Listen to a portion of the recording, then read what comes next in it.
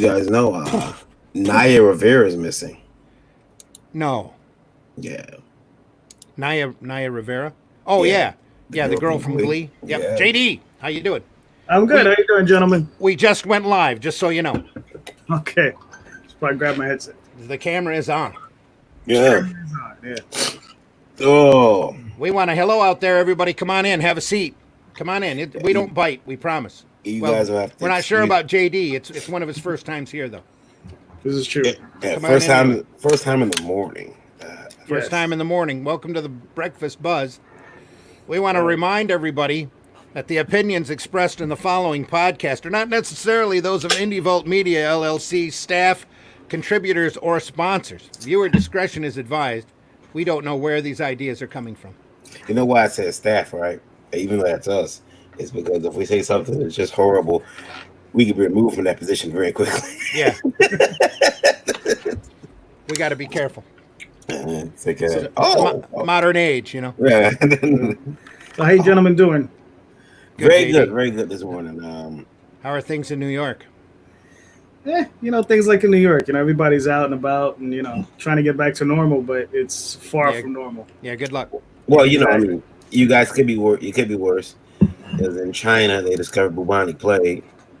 Oh, yeah, well, the bubonic plague has been around for a while. It's just, now everybody's hypersensitive about everything, so, What the heck is that? The plague! Run, the plague! Exactly. Yeah. It's just the 2020 panic. Mm-hmm. Yeah. If it's not plague, if it's not viruses, it's hornets or bees or sharks or who knows what the heck. Mad, insane monkeys. Yeah. Who knows what it is? Yep. So, Varian, you're right. Do you have your pants on? I do. That's why his camera is off, though. Exactly. My pants are on, but I'm having all types of other issues this morning. So I'm like, you know what? I might have to chill out that camera today. I definitely do not want a strike against the account for partial nudity. After the picture he sent us yesterday, he's probably having a hard time strapping in. It's pretty rough, man. None of us asked for that picture, by the way. No. I didn't get that picture. I'm gonna have to see that one. No. Yeah. No, you don't. Yeah, That's all good. I'm a horror fan. We got a couple minutes to talk about. Got some questions from Indie Vault Radio. Come on in, everybody. There's refreshments in the back of the hall. There's plenty of seats up front. Come on in. And I got two questions. Glenn Ford says, I have pants, but no shirt. No shirt. Now he's going to Rob route. All the more reason to not be on camera, Glenn. Yeah, I mean. Lola says good morning. Good morning, Lola. Rob's just getting big. Is the problem. She doesn't have to have pants or a shirt. Mm-hmm. Yeah, yes, she does. She's just in the background. No, she. Otherwise, there's other people in your house. Mm-hmm. Comic Book Advocate says he woke up early. Rob's in the house. There you go. So's Rebel Gaming. I guess all they can say is word. Word. Rebel Gaming, and I got a chance to play. Ryan Travara says, yo. Hey, Ryan, how's it going? He's Rebel Gaming. I had a chance to play some competitive gaming a couple nights ago, live on YouTube through our PlayStations, and I walked into victory, which was, Then it's funny. I'm the type of person that if I win, I leave on top. Like, yes, I won. I'm out. I quit. No, I actually have to go. But yeah, we're gonna have a rematch, and I'm pretty sure he's gonna want to broadcast it everywhere. So when he whips my ass this time, it'll be proof of it. Now, you say you're doing on YouTube, or is also streaming on Twitch? Because I know that's popular on Twitch. We are streaming on Twitch right now. Yeah, I don't know where we're on Twitch that night. I don't know if we're on Twitch right now or not. We are. Are we? How are we? I didn't turn that on. I did YouTube and the radio is on. It was on when I got here. Welcome in. Oh, maybe I didn't hit everything right. No, you did. You still on Twitch. Okay. If you click all the little Indie Vault fist up there, one of those is Twitch. Really? I thought that was radio. No. Well, now that I know, Muck might be in the house then. We might get Muck. Merc. There you go. Merc. Yeah. Sorry. No, Merc was on Facebook. Oh, was he? Yeah. Okay. Or that wasn't your boy from the other night, was it? It was. The guy from Tuesday. No, we don't know who he is. We don't don't know know who Merc is. No. Oh, okay, gotcha. Oh no, I'm sorry. I was thinking about the other gentleman that you were screaming at. No. Oh no. That gentleman's on Facebook, but he shouldn't be. Yeah, man. You know what's funny is that so many people reached out to me about that video, and they're like, "Man, you said exactly what was on my mind." And also, we also got to take another person who's been to the show. Yeah, I take them to task too for the way they deliver their comics. Unfortunately, we'll get into that too. But first, we should roll an intro and introduce ourselves. I can intro. Hang on. Give me a second here to find the. Oh, you know what? We should have probably started with the coffee because we usually pour the coffee first thing in the morning. It's too late for that. Here we go. Hang on. Here's the opening.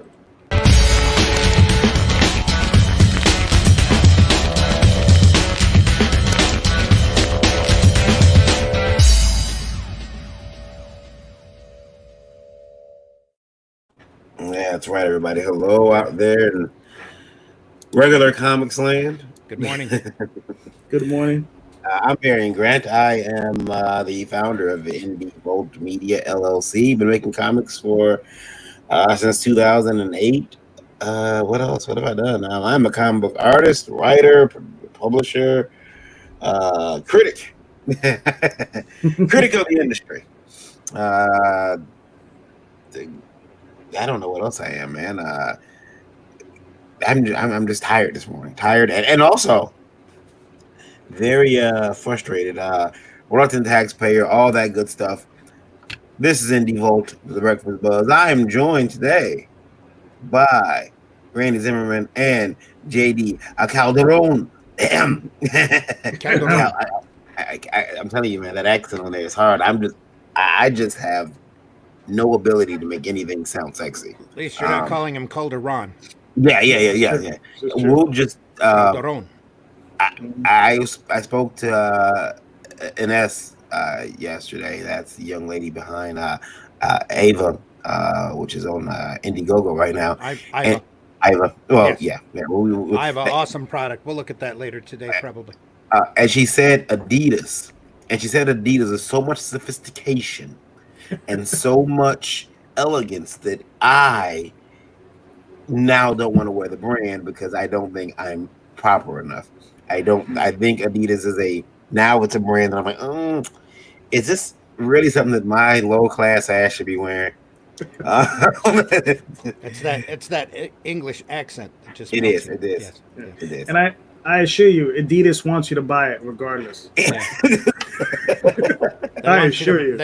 They want you to not be afraid of the price because of the prestige. Yeah, exactly. Yeah. Low class, high ass, it doesn't matter. They want you to buy it. Yep. Glenn Ford said, "This is my nighttime. No coffee, just whiskey." There we go. We're all around the world, including Portugal. Marv signs in. Hello, everybody. Great guest today. How are you? Indie Vent is this weekend. It is. It's going to be awesome. Bringing comic book lovers from around the world. Can't wait. It should be good. Yeah. We'll be there. We'll be a part of that, and which means that I'm going to have to buy a whole bunch of Coke. The drink, not the drug. Glenn Ford says Adidas is an acronym. I dream about all day. I dream about sex. That's what it was. Yeah, I remember in high school. That's what it was back then. Yeah. Randy, who are you, sir? Who am I? I'm Randy Zimmerman. I'm an award-winning commercial and graphic artist whose specialty is sequential art. I have been in the alternative and independent market for many years, doing all sorts of I've done just about every job in comics that you can possibly imagine or think of. So and even some that aren't around anymore.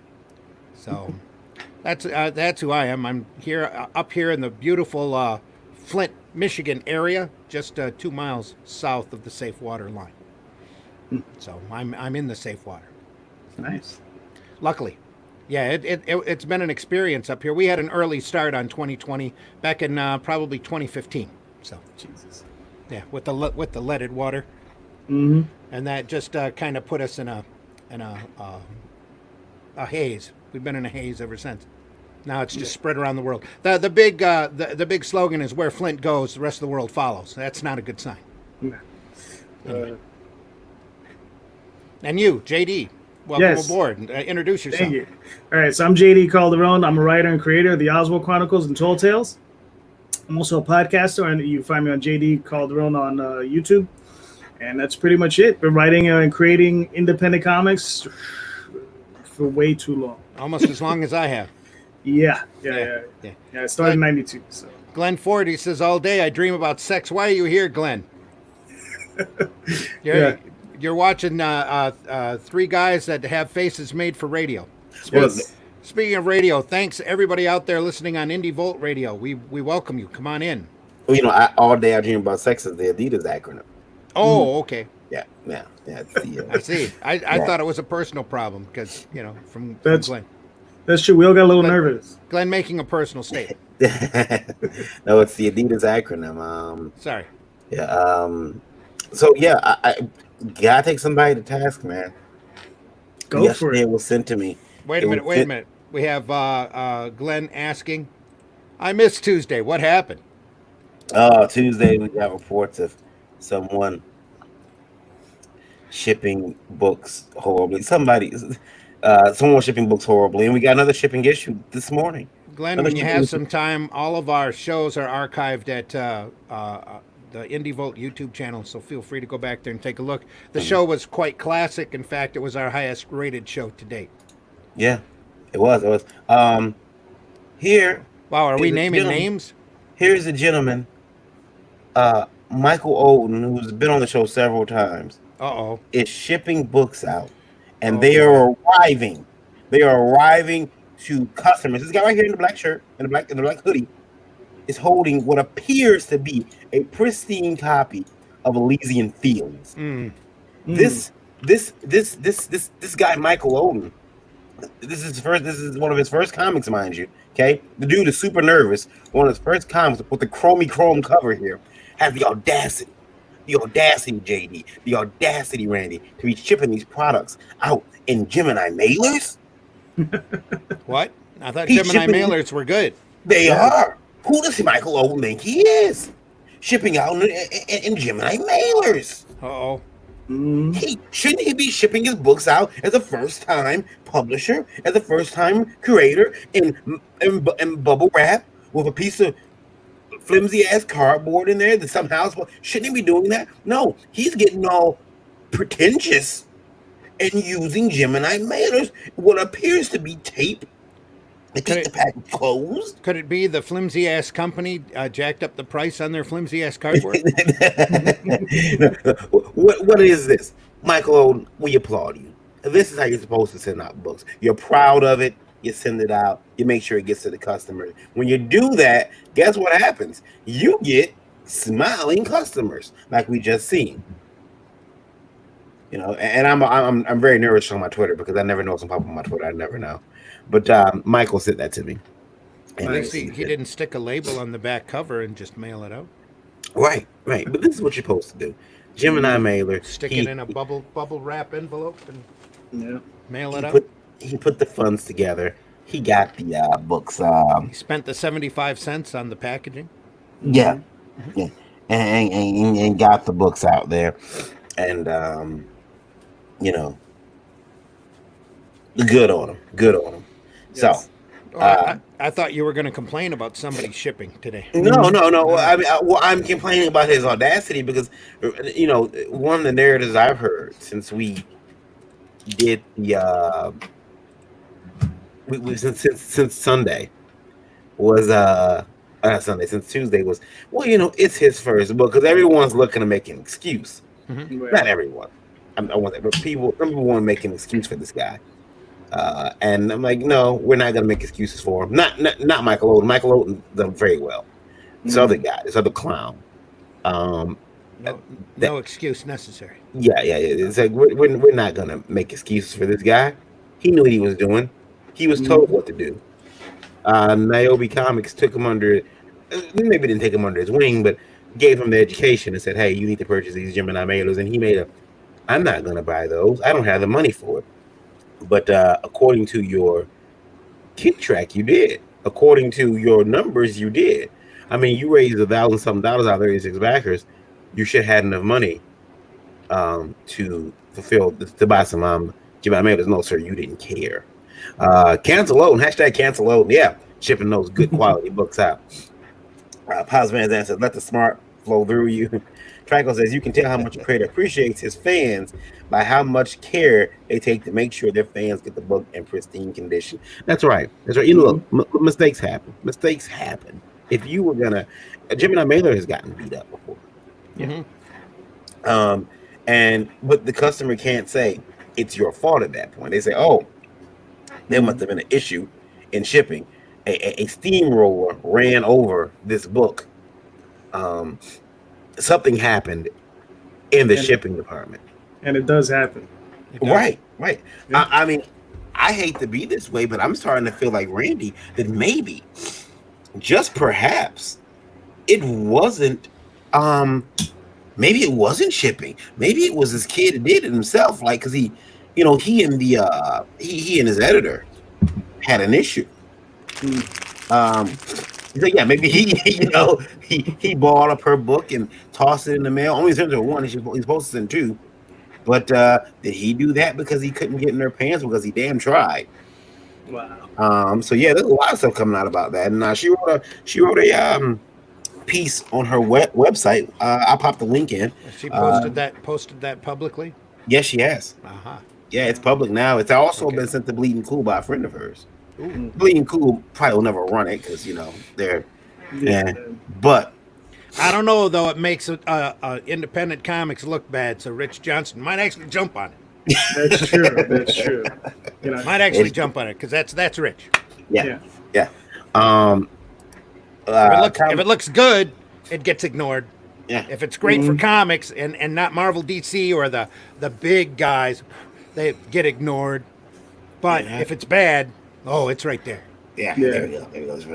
Speaking of bad, there's a. Speaking of bad, Rob's in the house. Yeah, Michael Roden says, Rob says, they're trying to be professional or some shit. Yeah, I don't get it. This kid needs to be knocked down a notch or two. This old guy, I don't know. We'll talk about him though. We'll talk about him in his book. I haven't got mine yet. Trying to be professional or some shit. Yeah. Pop the says nerve. Pop says they return customers. Yeah. And it helped attract return customers. Yep. Good on Mr. Olden. That's good work. Sure is. Pop says, I have a Gemini somewhere here with tire marks on it. Yeah. Wow. Yeah. Not surprising. Yeah. Heather Tucker says, good morning. Good morning, Heather. Good morning, Heather. Yeah, it's always good to see you. Pop says, send it to Bleeding Fool then. Yeah, we'll send it to Bleeding Fool.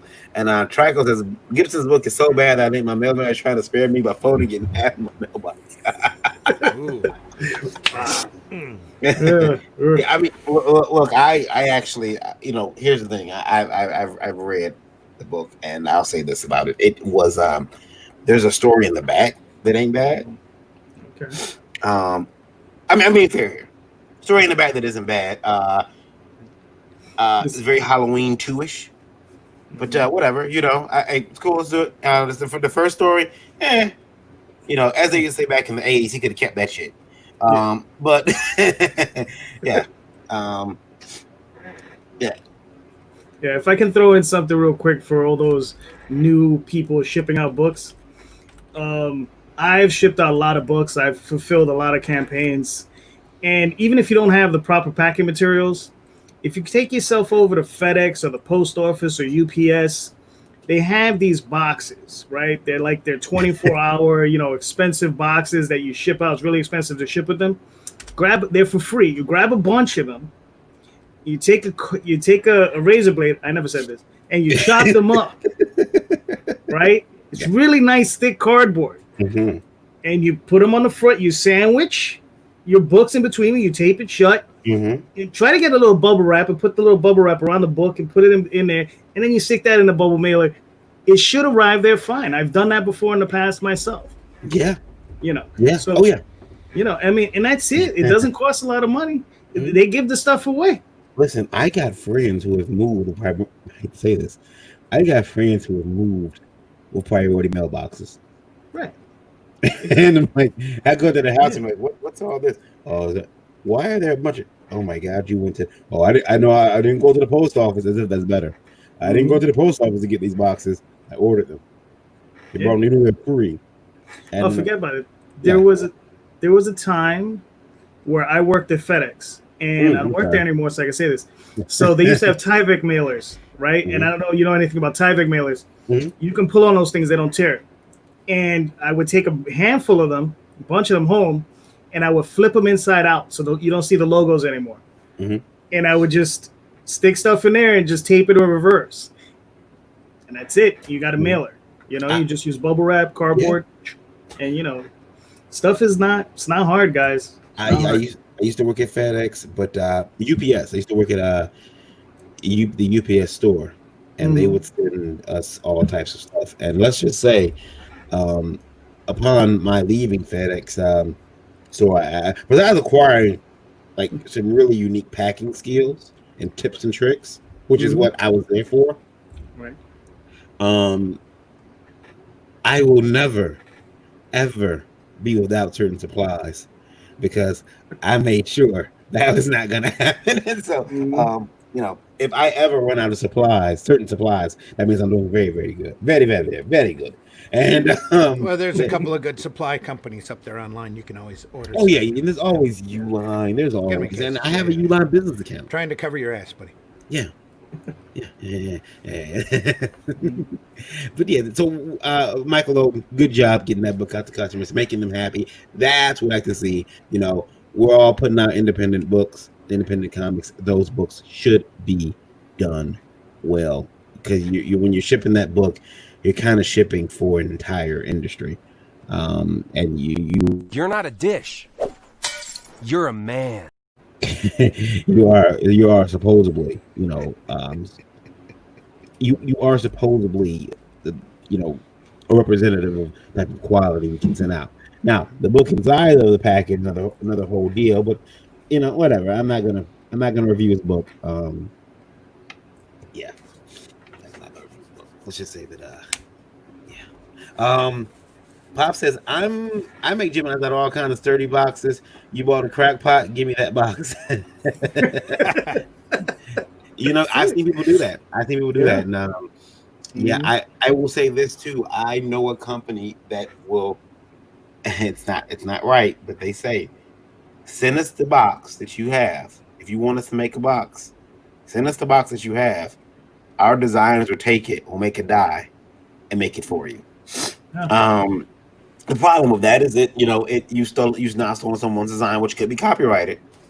They find out, you could be in big trouble. And also, you know, you got to remember the quality. If you're going to rip off, it's no use ripping off the Gemini design if you're going to do it with toilet paper.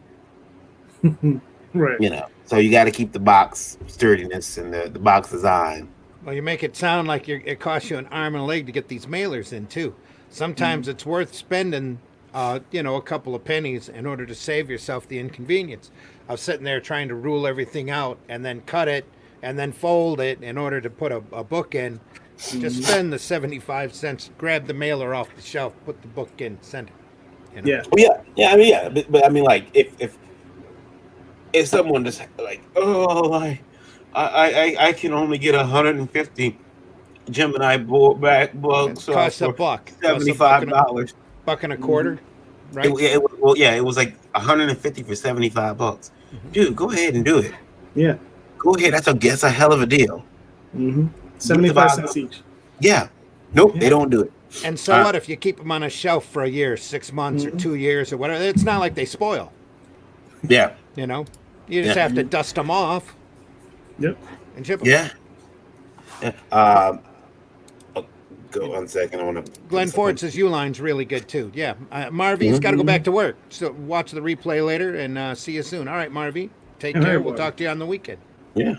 Happy trails, my friend. Yeah. Getting back from lunch over there in Portugal. Pop sent me a screenshot of one of the boxes that he's made. There you go. You know, a comic should be fine in that. You know, Mhm. you do a little scoring yourself on the edges. You Yeah. know, which at the UPS store, I was told to do that. I was told to make some boxes sometimes, and we had a Mhm. score. We Yep. had a little thing you have to run down the box. You remember that, JD? You have to Yeah. run it like a little pizza Mhm. cutter. Yeah. It's Teeth. basically that's all it is. Yeah, and you fold that in, and you get that book out, or you get the package out. Mhm. Guys, I got a question for you. Indievote Radio right now, numbers by the way, sitting at 27,600. Thank you guys this morning. I want to thank England. I want to thank China, which is back with us. China's in the house again. Thank Yeah, you. Yeah. Japan, France, and Italia. Which now, by the way, I say Italia because that's what it actually says Yeah, on the that's it. That's what it is. yeah. It doesn't say Italy anymore. It says Italia. Italia. Yeah. That's So the name of the country. We just call it Italy over here because because we're lazy Americans. Yes, sir. we're Americans. We do what we want, right? Yeah. That's what everybody thinks. Anyway, not really. But Not, before we move on from especially that, not the last couple of months. Heck no. before we move on from that, Rob says Gemini is now an industry standard, not Standard. means you are below standard. Yeah. Yeah. I mean, I look, Brian I get it if you Langley, don't. by the way, says good morning. Good morning, Brian. Oh, good morning, Brian. Yeah. I understand if you don't want to use it, or you have something else besides the Gemini. Maybe you invested in something outside of Gemini. Uline, like I said, does have those one mailers. Okay, that's fine. But you're using a similar product. That's fine. Yeah. And if it arrives damaged, you still promise to stand behind that and replace it. Yeah. And learn. Okay, well, what did I do wrong? What can I do better this time? Yep. And I'm lucky. I've never had a book. And before Gemini's, I'll tell you, I use bubble mailers, but I use bubble mailers with 2 pieces of cardboard inside. Corrugated cardboard. Yep, corrugated cardboard. So thick that it can't bend. Yep. Right. Not easily. Right. And he would have had to have baned. The mailman had to be like Bane, and that package was Batman in order to bend it. And I'll tell you what I did, and you guys might laugh about this, but at one point there was a little hardware store by my house, and they gave away, for some dumb reason, they were doing a 8 by 11 paper, basically paper size, samples of flooring. No. So I'd go in there like, yeah, let me grab a couple of these. So I'd grab like 2 or 3 of each and just walk out the store, and they didn't care. They were samples. And I was people probably wondering why they were getting flooring samples with the comics. I peeled the stickers off, but I'm like, hey, wood grain comics, man, look at that, going for a little design. But yeah, I did that just to make sure they didn't get bent. And I've never had a comic get bent in shipping. Fingers crossed. Knock on wood, that never happens. But if it does happen, I'm not gonna attack people for getting upset with me. So, guys, from Indie Vote Radio, got a question for you guys. And JD, this will be a good time for you to introduce yourself and about your book that you're doing. This gentleman is writing in. His name is what the heck? Okay, sorry. What the heck? No, That's a heck of a name. Yeah. It was looking weird. I thought his name was Cobbert, but it's Robert. Robert wants to know if, in fact, when we're making comics, is there ever a point where we had some similar questions before, but is there ever a point where his goes a little further? If there's ever a point where we're working in the comic, we're actually working on the book, and like we stop production of it, and how long should we wait to go back to it if, for some reason we don't want to finish the book? I've run into some problems doing books. I got about 3 pages into a comic I was working on before I realized, this isn't working, and I scrapped the book. I was 3 pages into the art, because unfortunately, being an artist, an artist who learned how to write rather than a writer who learned how to draw. I just started. I can debate that, but go ahead. I just started. I'll keep the script in my head, Hmm. which sometimes leads to a lot of redundant panels Right. that could have been solved and could have been worked out if I didn't. If I would have wrote the script out, I'm like, oh, I'm doing the same thing here that I'm doing there. Or that panel, these two things could be happening at once. But the really cool thing that my benefit is I'm also lazy, so I'm looking to cram as much information to a panel as I possibly can. Right. But have you ever gotten to a comic and realized I can't finish this? All right. Now, usually, all right. So I'm a writer. So usually, when it comes down to my work, rarely. I usually finish what I start. But I've worked with a lot of artists who weren't able to complete. And I'm gonna hold something up for everybody to see. So this, very nice. It's goblins, orcs. Yes, they're orcs, Works. right? And this is Oswald, my character, right? This book, I got about 28 pages of it, right? I'm probably missing 22 pages to get the entire thing. The artist who was working on it, a good friend of mine, Matt Lunsford. I love the guy, you understand, but Matt suffers from being lazy. And the guy's an incredible artist. We worked on tons of stuff together, and like I said, the guy's my brother. I mean, I love this dude. You understand? But that book has gone incomplete for 20 plus years. Wow. And I have it sitting on my desk as a reminder to me. You understand? Like, this is a reminder. You understand?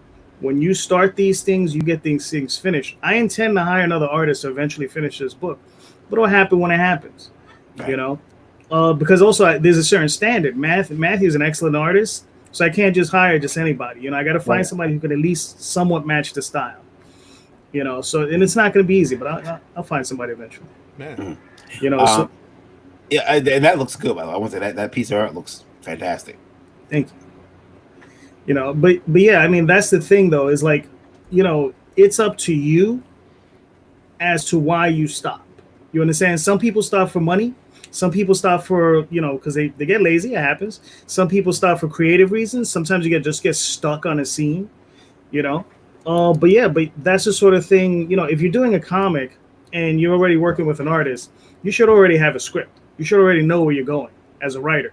So that part of it should already be done. And if you don't have that done first, you shouldn't start. Because then that just causes all kinds of problems. Because if you're stopping and starting because you don't know where you're going in your story, then you don't know where you're going, and you have bigger problems than just your artist. So I would finish those scripts, get them done, try to get as much of your story arc finished first, and then present that to your artist, and you can work from there. And then that's just a whole other set of issues. You're gonna have artists who are just gonna disappear on you. Yeah. So yeah. right? You're just gonna have those. Yeah. Yep. Rain, has happened to you? Yeah. Yeah. Yeah. I was gonna say I was 50 pages into a graphic novel I was working on. That was an adult graphic novel, and I started doing the Flint Comics newspaper and put the project up on a shelf. It's still sitting there. Yeah. So it would have the book itself would have been about 250 pages, 50 about a fifth of the way in, and it's not really. I'm not in any hurry right now to finish it because I've got other stuff that I want to get done. But I might get around to it eventually. Yeah. It's on the list, Yeah. It hopefully that you can get that finished. I mean, I know you're working on another project right now. You're knee deep in, but I got a War of the Worlds project that just needs to have 1/5 of the end of the story, the climax of the story, done.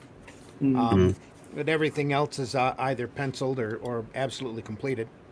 Yeah, everybody has those projects that something pops up out of nowhere, and if you've been in the business long enough, you're bound to have them. So when do you get back to them? From what your person was asking question, you get back to them when you get back to them. Right. If you feel it's an artistic medium, and if you feel the need to get it done, get it done. Don't let it sit there. Don't let it bog you down. Don't be afraid that what you've already have done isn't good enough or whatever. Everybody's got. I always quote Dave Sim. who says that everybody's got 2,000 absolutely lousy, crappy pages in them before they get to be competent. Mhm. So that includes writing and drawing, and that's every aspect of this industry. But you have to do those pages first. You absolutely have to do the work, Right. or obviously you're just not going to be in comics. Right. Yeah. Rob says, depends on why you stop. Did an artist flake? You get sick? You got injured? You quote unquote died to run from a problem? What's the reason? Glenn says, I scrap reviews because of repeating things or bad wording or just not fun. Yeah, I mean, and if you got paid for a project and you're an artist or you're a writer, if you got paid for it, you're kind of supposed to finish it, guys. You got paid for it. If you're under contract and you got paid, absolutely, you have to fulfill that out. Comic Advocate says, I'm not either that or come to an agreement. I'm not sure I understand JD smiley face. Yeah. He doesn't understand me. Well, yeah. maybe I should say it in Spanish.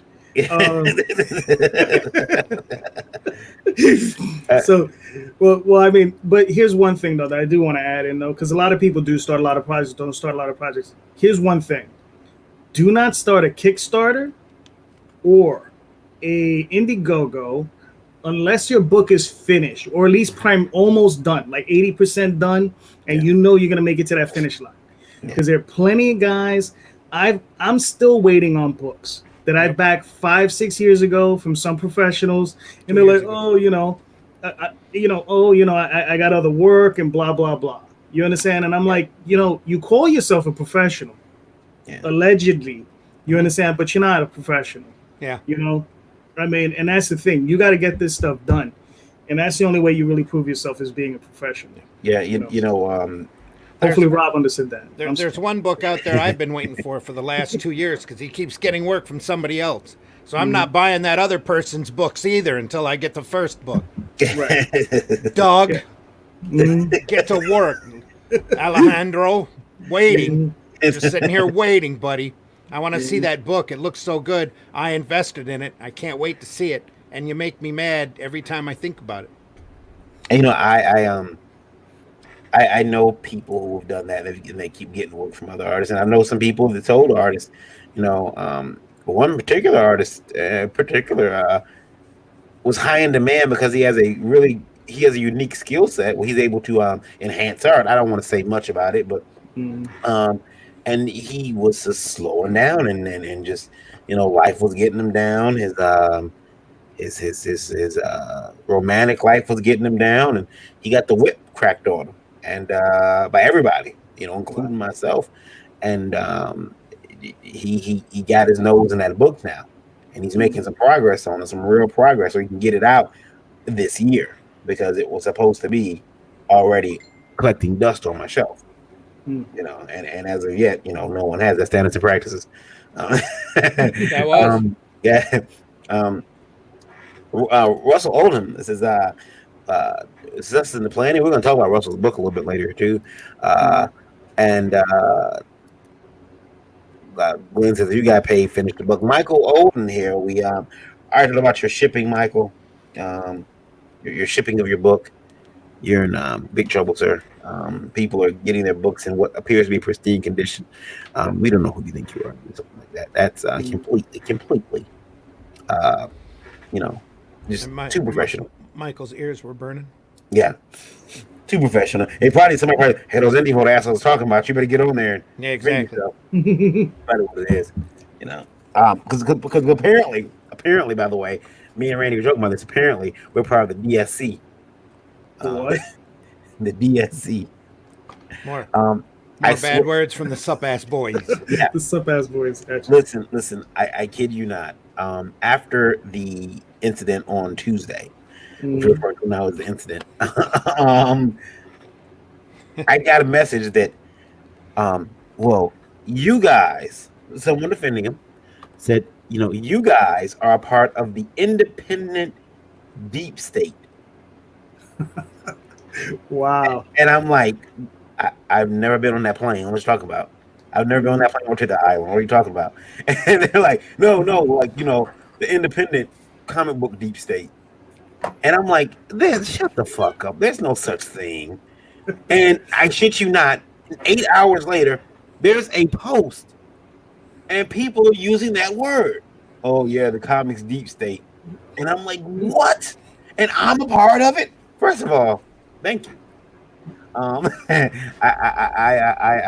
think I deserve this type of His notoriety. this notoriety. I deserve this type of Hey, look, I've moved up. Randy, think about it, man. We've gone from being mooncalves to ass boys. Sup ass boy. Sup ass boys. Well, I think you were saying like sup. What's up, ass boys? Moon calves. Yeah, mooncalves. Sorry, JD. Yeah. Mooncalves, ass boys. Gets it. Anyway. To now being part of the comic book deep state.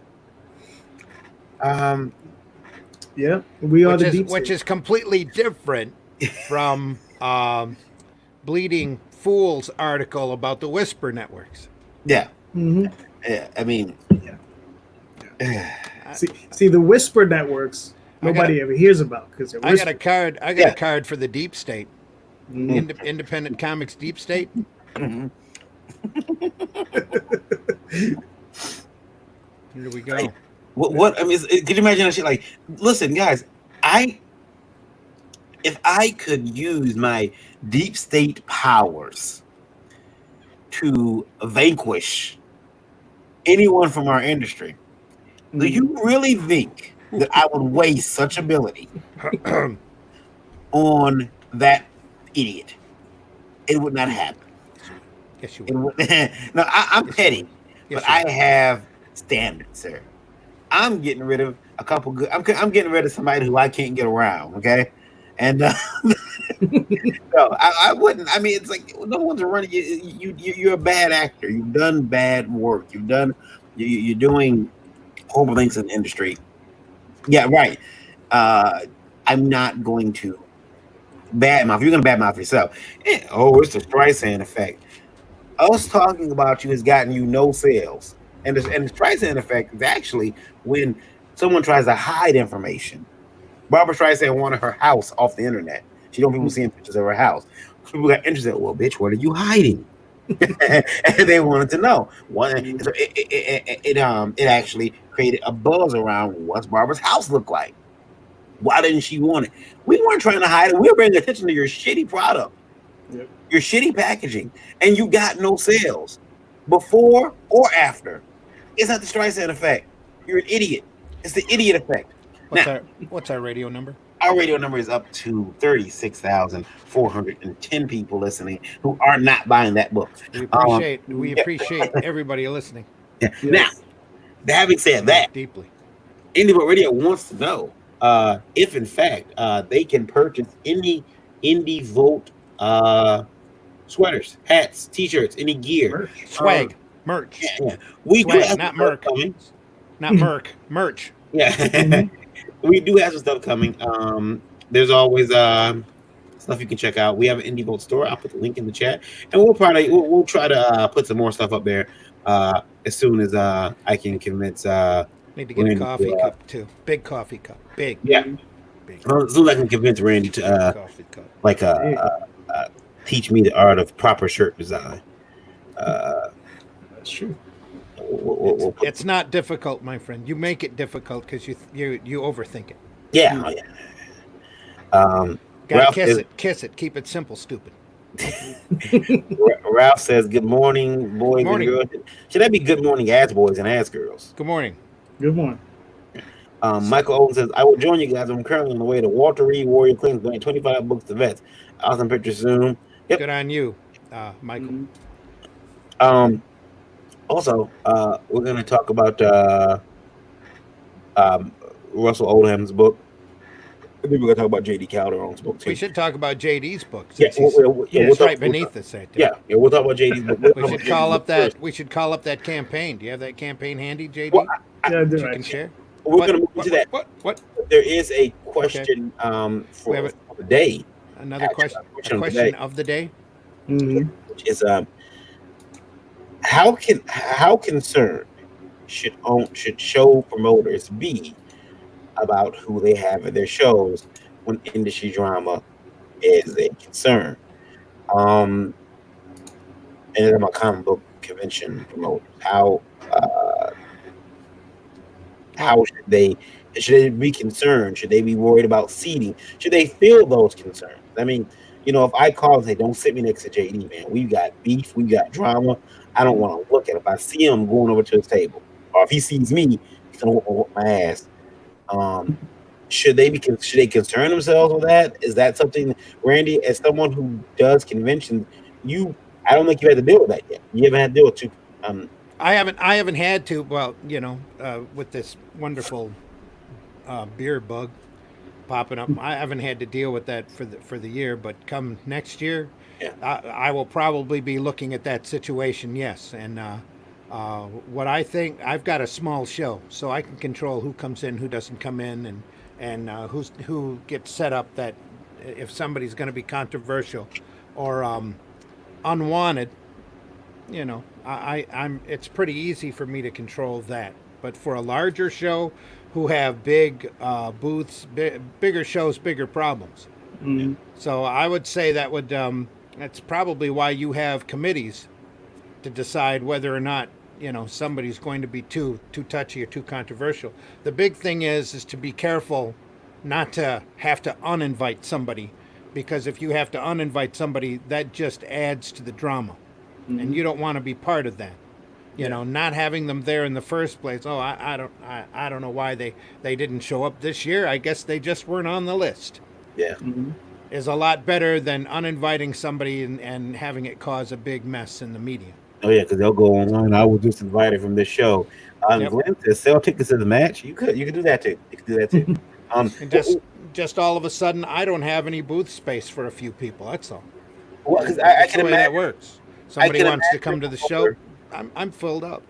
You know how I can crazy imagine this the show promoter is. saying, "Well, it's not my concern." Mhm. But I say this to promoters who might think the industry drama isn't their concern: what if there's a situation where you're made aware that Varian Grant and JD Calderon don't like each other, Mhm. and then like you're made aware of that, and then at the show we get to run fist, and one of us gets horribly hurt.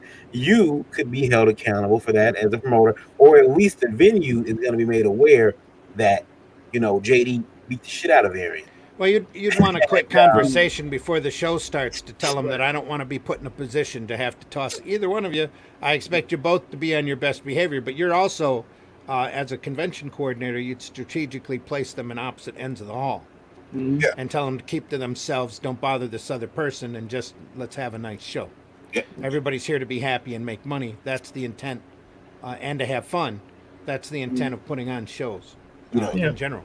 Yeah. Also, the problem I have with this type of situation is that we're making comic books. Yeah. There's no blood on the floor.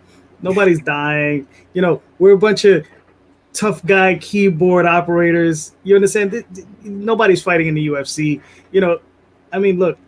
Chill out. We're making funny books. Talk it out. It's like the guy said. Sell tickets. Get them on a panel.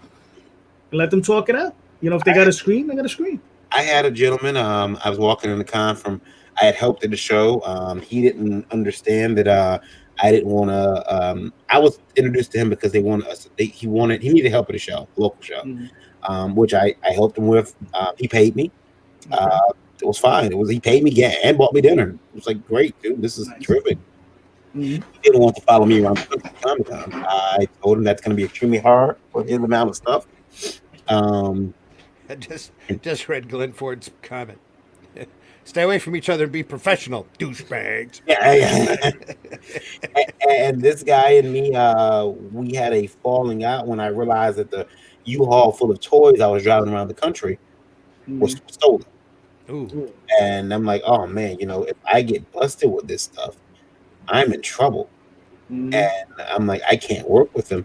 And there were some other things that happened, but because of that, me and him just kind of fell out.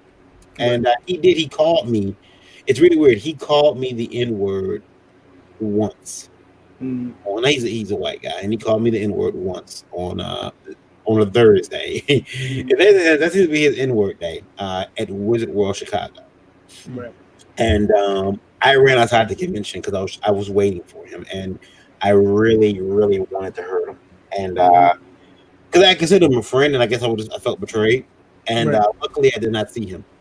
But my wife called me and said, she said his mother and her girlfriend are in the convention, and they're bothering me. They've gotten here, and they're and this is why we're still the relationship is falling apart at this point. Right. And I run in there and I explain to them, well, why can't we set up? That's wizardry. It's not my rules, guys. But then tomorrow morning I will get here early. Friday morning. This is just premiere night. This is just premiere night. Nobody's gonna make $20 tonight. That's how much we're gonna make. Right. Cannot set up. Well, Friday morning I was there early as promised. Helped them set up. Everything was good. But I still felt betrayed because he had called me the N-word. He swore up and down he didn't. Well, Motor City Comic Con next year, he's walking down. I don't see him at first. I'm in Artist Alley. You guys know how far Artist Alley is from where the toy vendors are.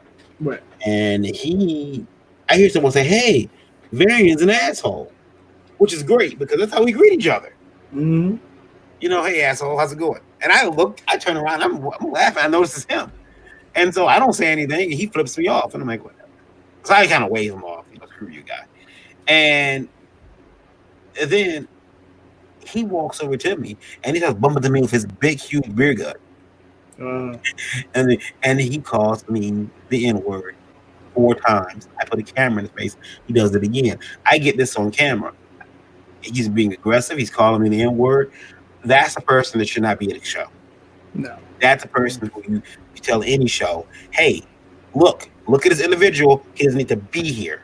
Yep. And I've been told by a show promoter, and I'm going to name names, it didn't happen at my show, so I can't do anything about it. That's what Lexi at Imaginarium told me. And she said, it didn't happen at my show, so I can't do anything about it. Really? So a man is allowed to walk around, physically threaten somebody and call them a nigger 4 times, and you don't have to do anything about it, Lexi? I would like to have Lexi on the show and ask her about that. Like, why is it okay? You've seen the video. I understand your position, but I don't understand it as a... But it was odd, too, because another promoter, Randy and I know, reached out to the company, and they said that is not the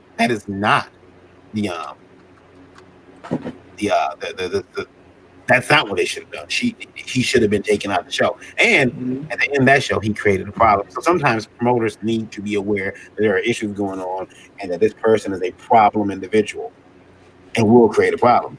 Glenn Severian, what year was that? Oh, 2018? 2018 when it happened. He's been disinvited from future shows. Much to Motor City's credit, Motor City got rid of him. But we have to make sure people in our industry aren't being like that. Right? If 2 guys got a problem, they can. 2 people got a problem.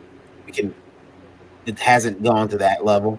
Just online name calling, and by name calling, I mean no one's being racist. Like, hey, asshole, that's okay. Jerk bag, that's fine. We can keep those 2 people apart. But the minute you start tossing racial names in there, or some woman accuses a guy, or some guy accuses a woman of sexual assault, we need to be concerned about that. Yeah, but also is he came to you, he tried to get physical with you. I mean, if the guy got a massive beer gut, people have to understand. Like, look, guy, if you got a massive beer gut, you're 2 steps away from a heart attack. You need to really relax. People don't understand their physical limitations. Just because you get a little angry does not make you Brock Lesnar. It just doesn't work that way. You get a little angry, so what? You understand? Everyone's susceptible to getting smacked in the face. It's just like, look, if you don't train 40 hours, or like 20 hours a week physically, you understand? You're probably not in no shape to get in a fight with anybody. And even if you do, you shouldn't fight anybody anyway. You understand? I constantly remember where I'm at. It's not worth it. I remember where I was at. I'm in Novi, Michigan. I can't whoop his ass. Now, have we been down to Cabal Hall? Might have been a different story. Ralph says all the anger just between creators is amazing me. Just do your thing and get on with it. You were supposed to be having fun doing this. Well, yeah, I mean, but Randy told me the industry's always kind of been kind of crappy. I mean, Kinda. Yeah. I mean, I think it was years ago. It might be one of the first indie votes. Randy told me that it was. You'd be amazed how many guys had drama over like stolen girlfriends in a way. Mm-hmm. Like, wait a minute, that I thought that girl was with him. Oh, she's not. Oh, okay. All right. Well, you just let it go. Yeah, I see. And it's still happening. It's happening up in the mainstream now. You know. So. Let me tell you something. I didn't say anything. Yeah. If a dude steals your girl, yeah, she wasn't stolen, bro, and she wasn't yours. That's right. That's right. Well, nobody's property. Yeah. But exactly. she didn't care about you. Yeah. She didn't care about you. That's right. Pops is a perfect example. People who deserve to be canceled usually cancel themselves. That's very true. Pops. Yeah. Speaking of something that's not canceled, though, let's bring up J.D. Calderon's title, Oswald Chronicles, issues 1 through 8. I was going to say, before we do that, speaking of not canceled, Ralph says, last I hear, Knights of Columbus Hall show, the old Extravacon, is a go for next Sunday in Farmington, but masks are a requirement. So, going to try to get back to a little normalcy here. Well, you know, that's what the wife keeps saying. Even if you do have your show, who's going to come? There's not just that. I mean, I'm sure there are people who will come because I mean, I'm driving past packed restaurants, but and I'm just like, enjoy your COVID.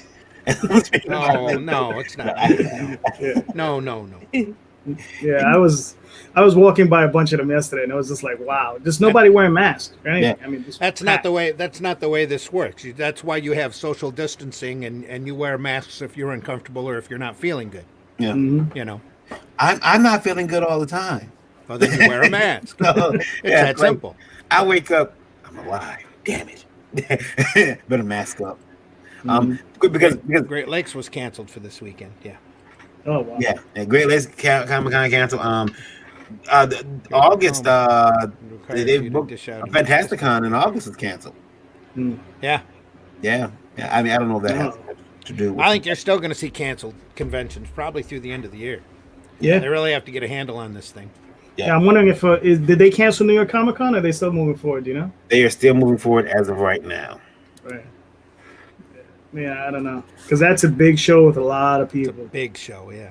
Yeah, and the thing is that convention, the way they run that convention center is a little different. The way they do San Diego, it's like what they've been doing is only selling 1-day tickets. So what you do is you have a different crowd every day. So you can have 100,000 people flowing through the convention center, and it's a different crowd of 100,000 people. You know, I mean, it's good because you know those 100,000 people they're gonna blow their wad that one day. Because I've heard the one good thing I've heard is that it's stimulated a lot of money for the vendors, because instead of spreading it out over 4 days, people are like, well, I'm only there for 1 day, so you just blow it all in 1 day. I can see how that would be. Yeah, that would work real well. Yeah, Plus, especially if you're going to throw it in a large city like New York and you want to keep the crowds down, you know, and controllable, you're going to limit your ticket sales. Yep. So, Yeah, but here's my Indiegogo. Here's your Indiegogo.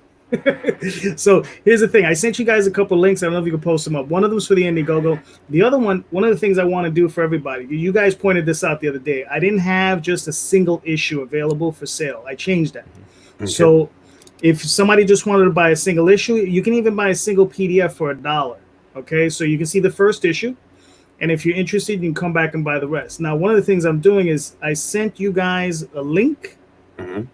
One of those links is a download link. It's a PDF. Okay. Right. And that's, if you can, just post that up so all the fans can see it. They can download the book at their leisure, and it's for free. Okay. So this is something for all the Indie Vault viewers today. Okay. You can get that link, download it. If you like it, go to the Indiegogo and, you know, pledge up. Because what you can do is I have a PDF where it's all 8 issues plus the one shot for $20. So you're getting 250 pages worth of material for $20. Hopefully that's the link. Yeah, this is the download link. I'm showing this. Yeah, that's the download. That's the actual issue. Yeah, okay. And I'm gonna post up the link to where they can get it, right? Right. I'll also put it in the comments here. So, Mhm. all right.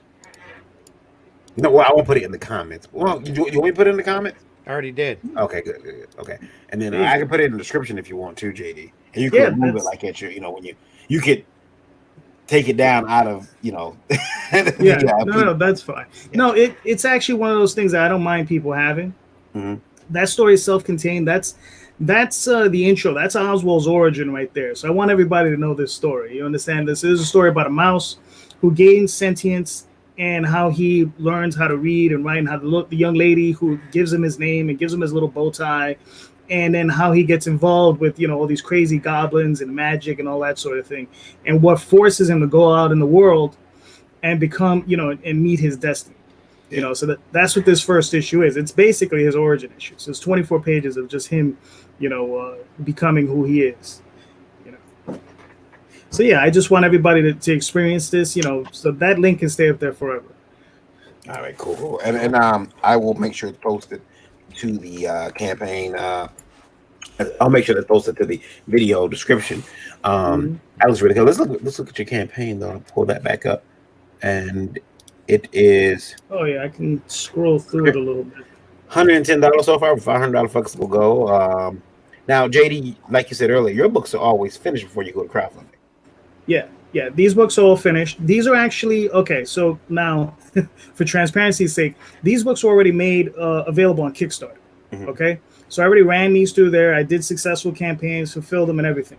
The big difference between these and the ones that went through Kickstarter is that these have brand new covers. Mhm. Okay, they're always they're always limited edition. These books are limited to 500 copies. They're signed, they're numbered, and once I'm done with that, I will not be reproducing them in this same state ever again.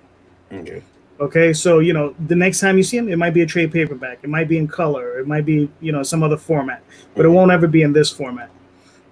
And also these covers are done by a gentleman named Donnie H, excellent artist. Colors by Carlos Moreno, incredible colors. And the interiors are done by Jade Gonzalez. Jade Gonzalez is awesome. I mean, you can just look at some of her artwork here.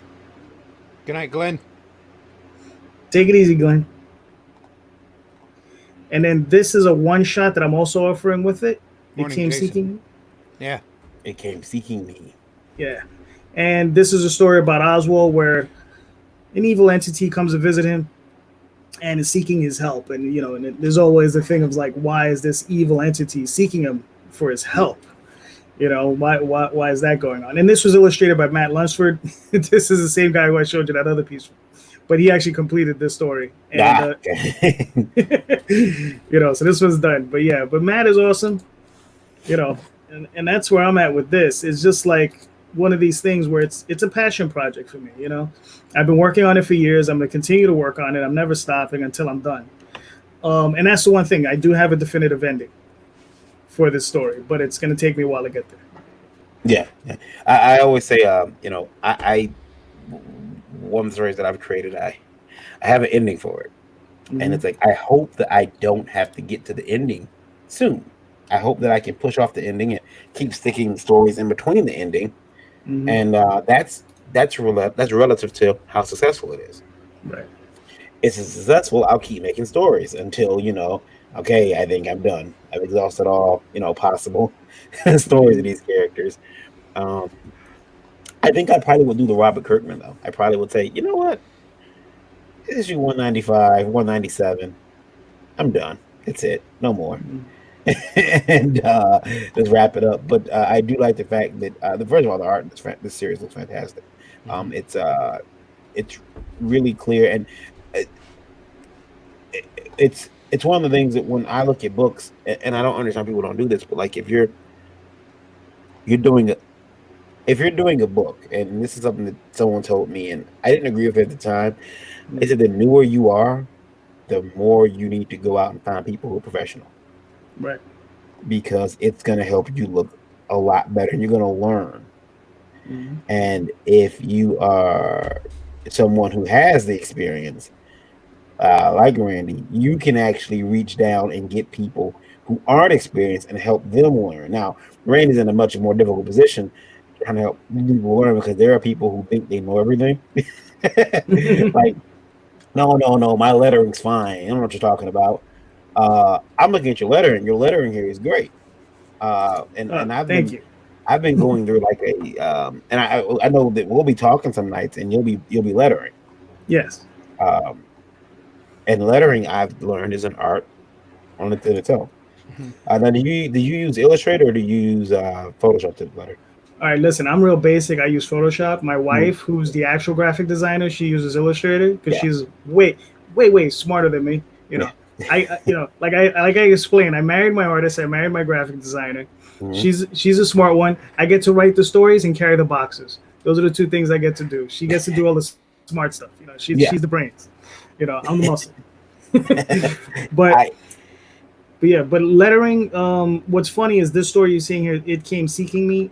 I had lettered this before years ago, and I just recently relettered this. The reason I did is because the lettering I did years ago sucked. I used a font called Whiz Bang. I don't know if anybody remembers that. It's a really ancient font. I love Whiz Bang. Well, I found a new font. It was actually suggested to me by a friend of mine, Steve Roman. Excellent. And this font is the Joe Kubert font. Okay. And the one thing I love about it is it's compact, it's bold, and even at a small size, you can still read it. You know, the problem I had with Whiz Bang is that it was very thin and it was very wide. It took up a lot of space on the page, whereas this one it's compact and it's bold. You know what I mean? It really shocked me, the big difference between the two fonts. You know?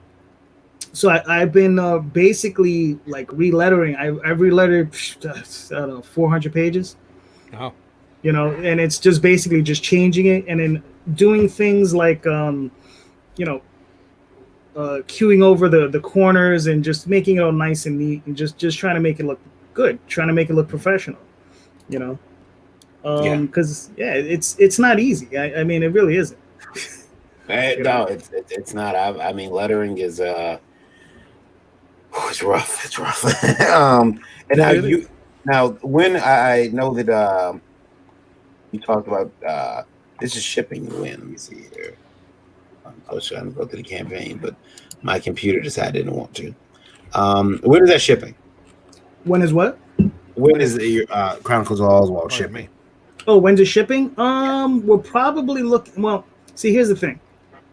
I like to I crank these out.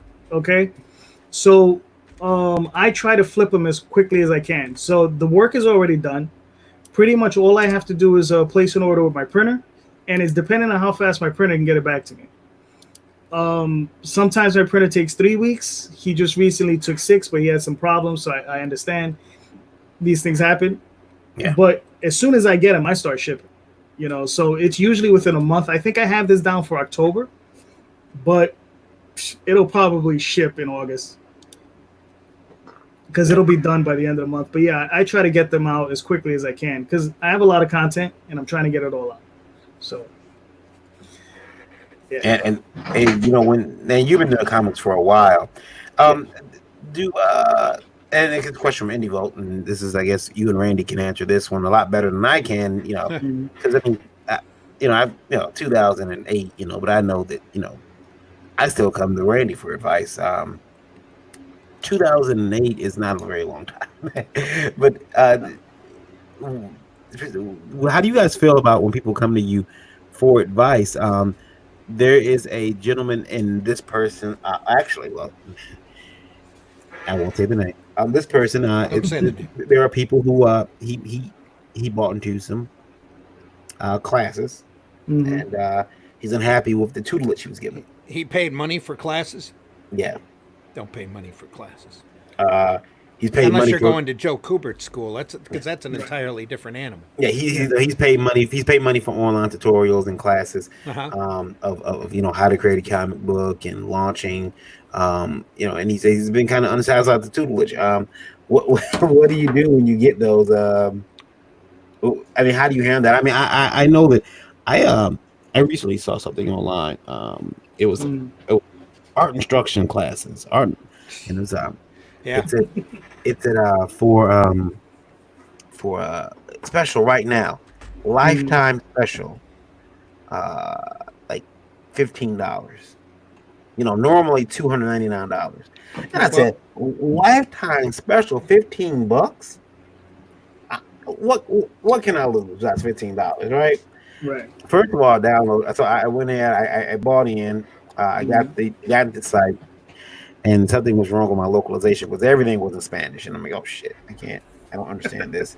And I switched up my localization, and now the English was there. But what I actually shared it with Randy on StreamYard. He said this, and I found out that the content actually was not all theirs. They had went around the web and just pulled in content from wherever they could. Yeah. They made a curriculum and just wrote captions by boxes. Yeah. See here how so it's like they will take this panel or this pages from Chronicles of Oswald here and say, look at the foreshortening or look at the lighting that causes dread. Try this on your characters. Next panel, and it's like, oh, fuck you. I see what's going on here. But when you get tutelage that is not, or the education that's not what you wanted, you start to feel cheated. And how do you guys handle that when someone comes to you for, hey, I need advice? And again, this ties back to an absolute need to do your research. Before you spend money on somebody, make sure they've got the cred. There's some really awesome instructionals out there that are really worth the money.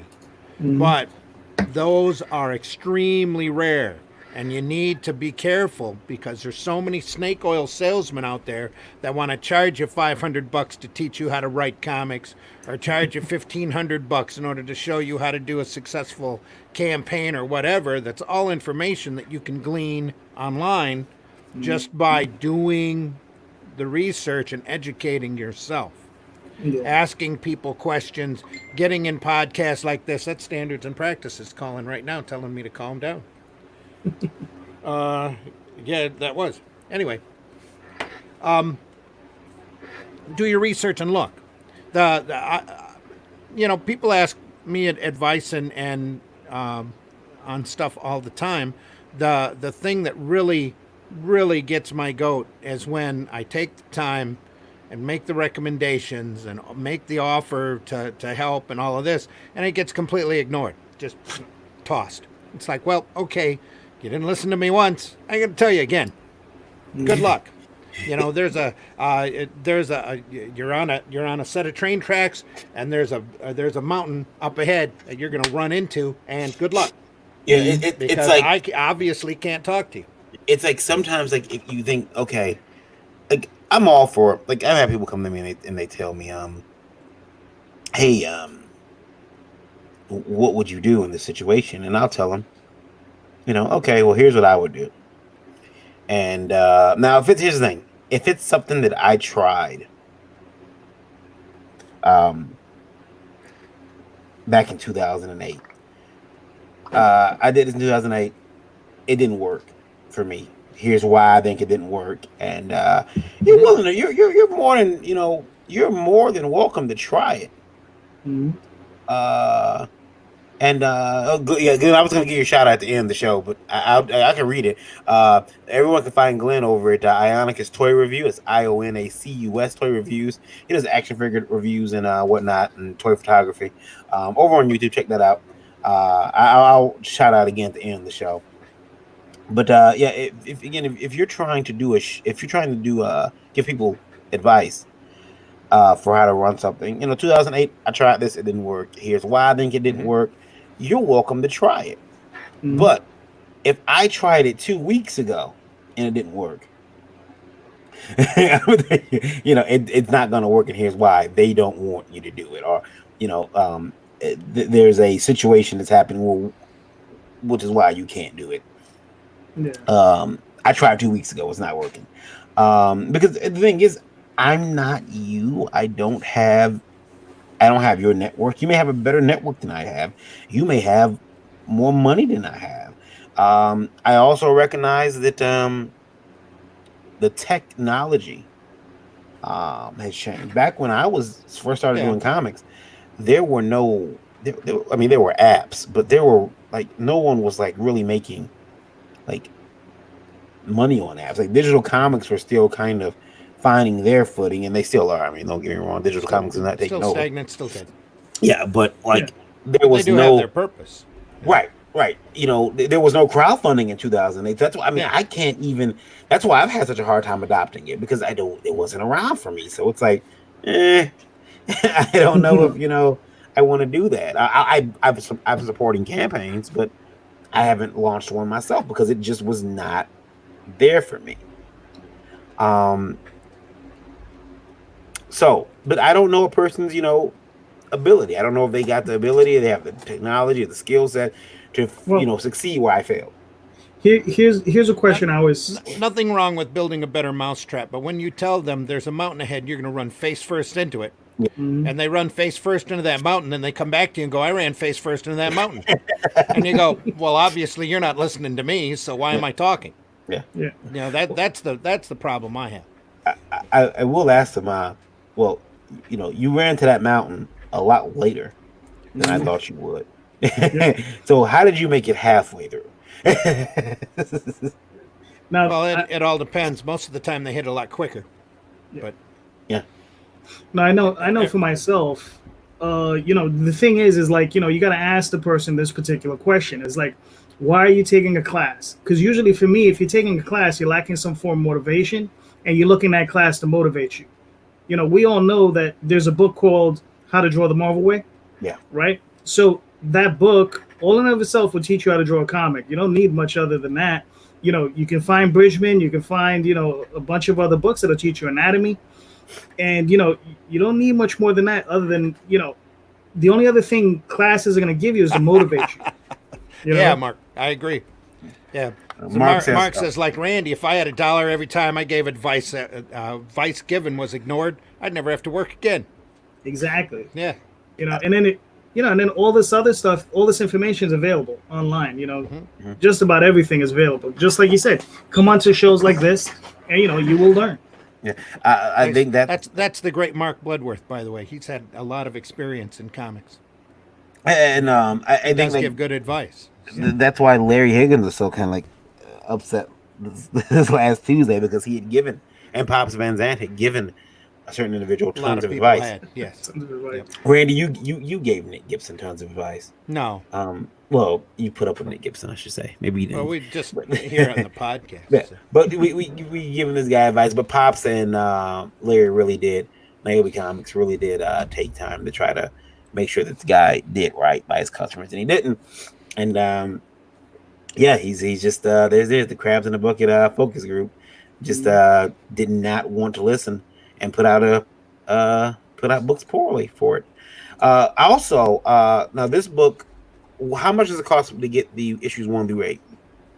Well, these books, like I said, they're limited edition. So what I'm doing is it's 1 through 8 plus a one shot. So it's $80 for the 8 books plus, and shipping is included in that. So that's shipping within the U.S. And okay. How thick are the books, JD? They tend to run anywhere from 20 to 32 pages. Okay. Yeah, except for that first issue, which is 24 pages. But all of them tend to run 28 to 32 pages.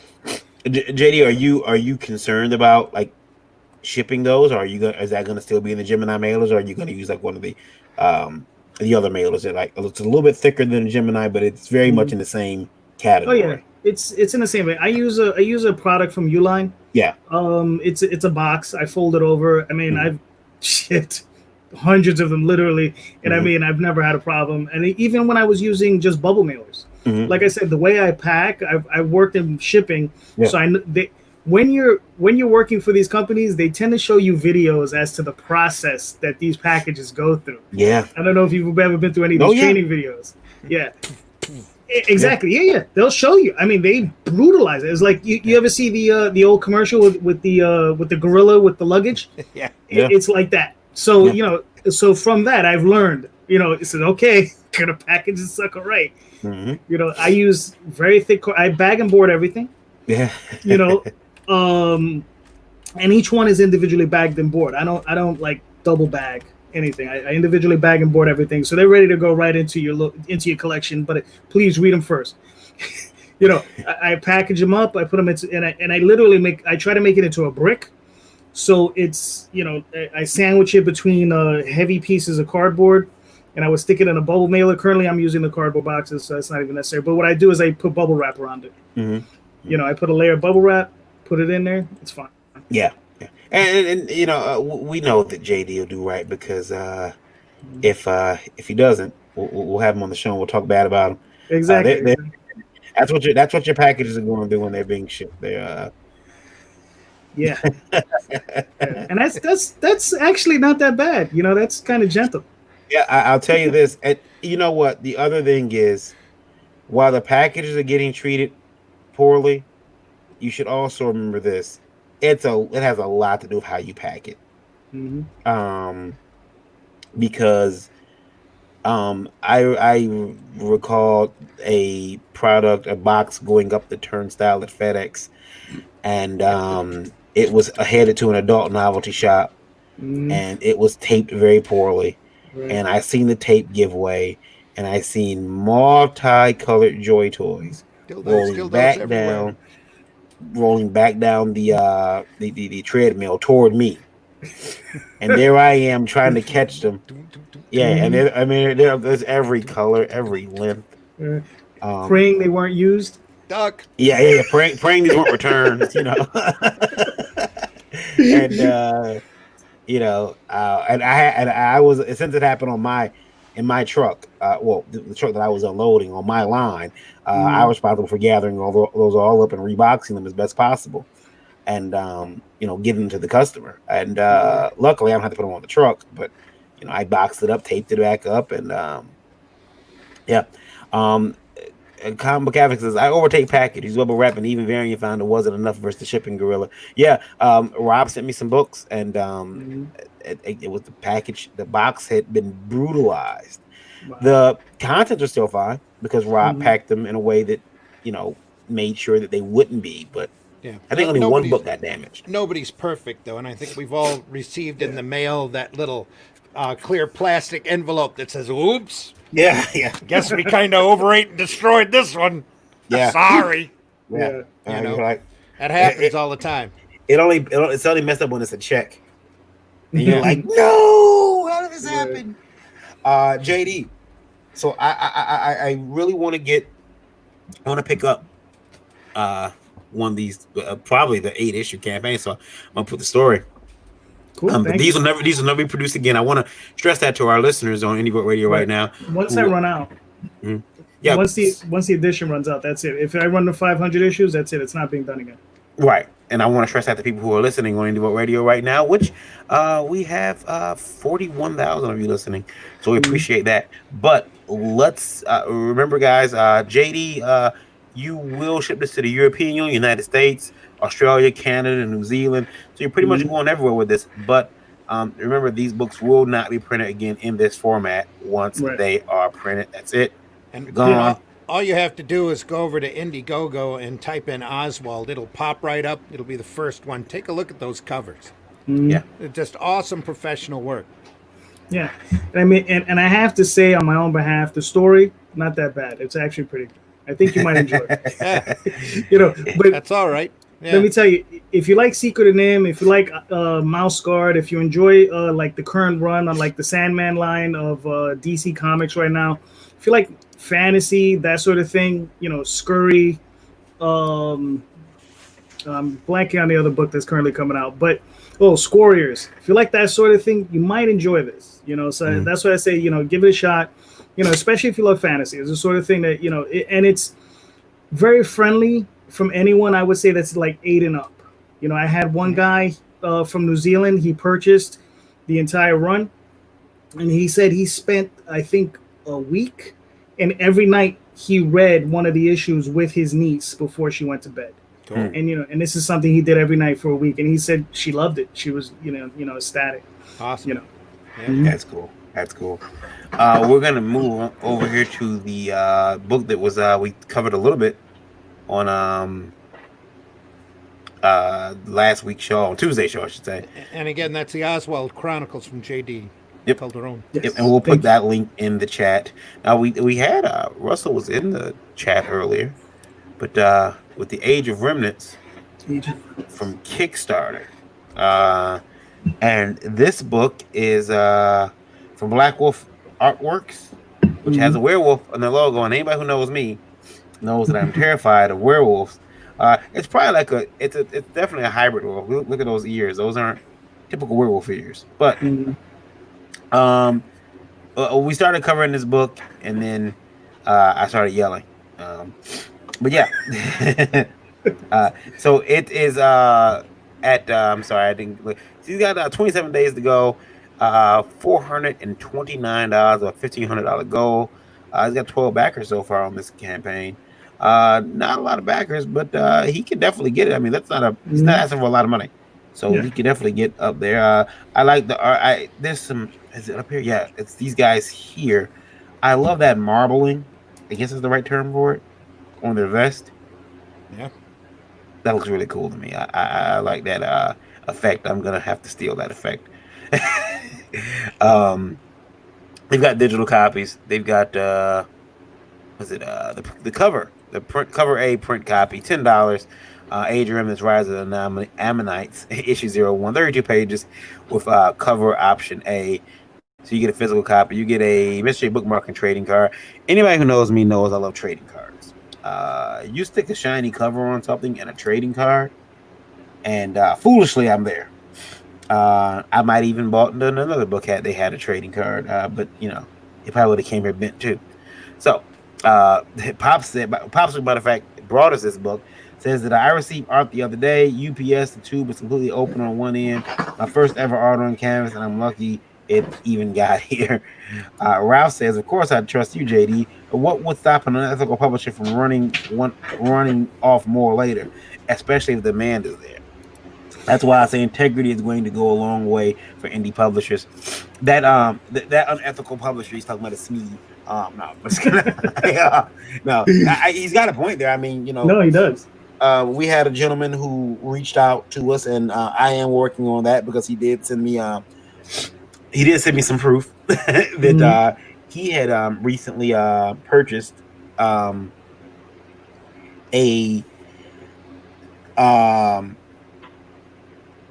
trade volume, unauthorized trade volume of a pretty well-known indie book. And he did a trade, and I told him to immediately reach out to the owner of that property because I don't want to break the story, right. But I do. So at the same time, he's like, okay, you know, I'll do that.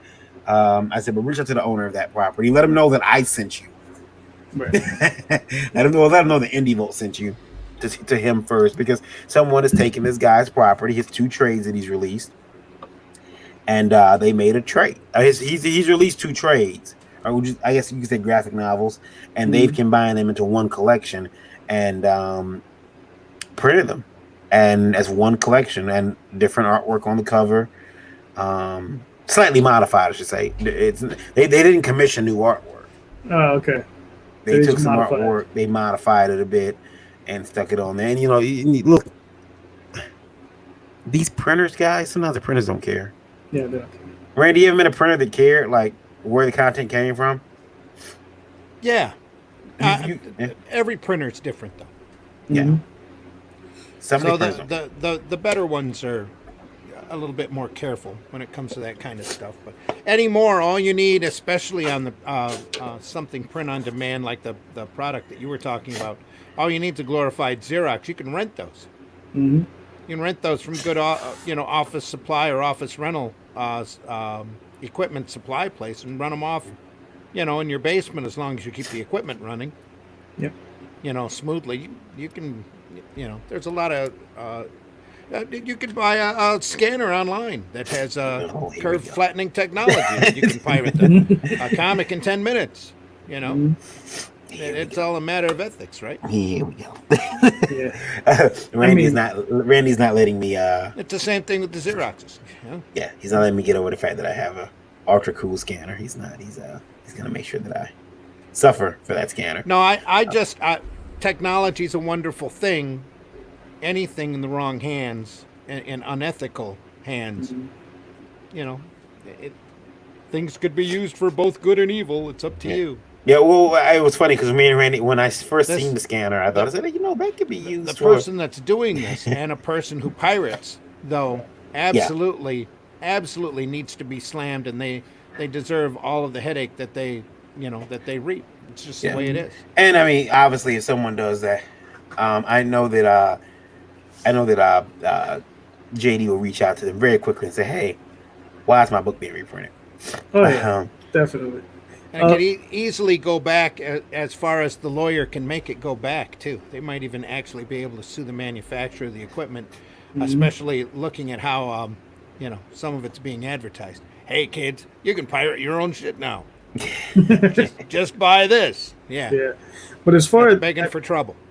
But as far as answering Ralph's question, the thing is a lot of people are unethical.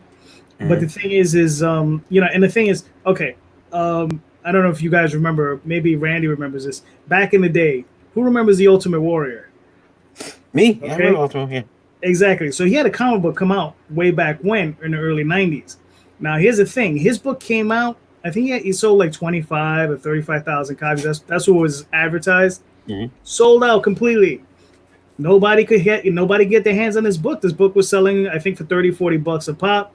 And then mysteriously, you show up at a convention, and there's the Ultimate Warrior, and he has all these books around him again, all first printings. How did that happen? But nobody has these books, but he has cases and cases of them for sale. So these things do happen. You understand? I mean, printers will go in, and they don't, they're not going to look at you in DC and be like second printing. No, they don't care. They're just going to do what they got to do. Depending on the printer. Obviously, some printers are going to care, some printers aren't. And I mean, as far as myself, if I tell you this is only getting printed this one time, it's getting only printed this one time because we keep track. We have a tracker for it. These are on in demand. Like we're doing POD printing, but we number each one by hand, so we know, and we have a counter. We have a spreadsheet, and we just say, okay, we did this many this time, this many this time, and once we hit 500, that's it. We're done. It's a lot like I've seen people come, oh, this is the first printer, you got to get it. I'm like, well, no, it's their own print on demand book. Nothing's stopping this from being the second or third. You could be lying to me. Right. This could be the 8th printing. I do have a buddy who he kind of went hard, man. He did a 64-page book, chrome cover. He printed 1,000 out of his own pocket with individual numbering, which is that's pricey. That's pricey. Yeah. And I have 3 of them. I have I only have 3 of them because he's given me 2. one of which was one I bought like when I first met him and we became friends. The other 2 that I've gotten, I forgot how I came in possession of the second, but the third was slightly damaged. And he said, you can have it. And it's like in the 200s. So I have like one in the 50s, another one in the 100s, and then another one's in the late 200s. I told him I would really like one. He says, no, I have one. I'm like, see, you should give that to the customer. But he had one, and I'm like, or at least 1,000. That'd be nice to have. Right. Like, have you guys ever bought something that was numbered and said, man, I really wish I hope I get the last one, or I get the number 2 or 3? I did buy a car that was supposed to be one of those like Johnny Lightning cards. That's supposed to be like they sell at Hobby Lobby that are individually numbered, and I did get number 65 of 5,000, so that was cool. Oh, that's not bad. Yeah. We're joined by Pops Van Zant and Russell Black Wolf Oldham, who is the creator of this book. We're going to bring them in, and we're going to let Russell tell us a bit about the Remnants, Age of Remnants. Russell, can you hear us? Yeah. Cool. Welcome to Indie Vault Breakfast Buzz.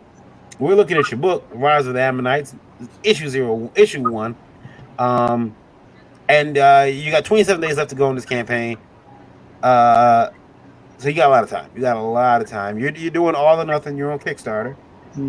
Right. We're gonna post the link in the comments. But tell us a bit about the story. Hey, it was really inspired a lot by Island of Dr. Moreau.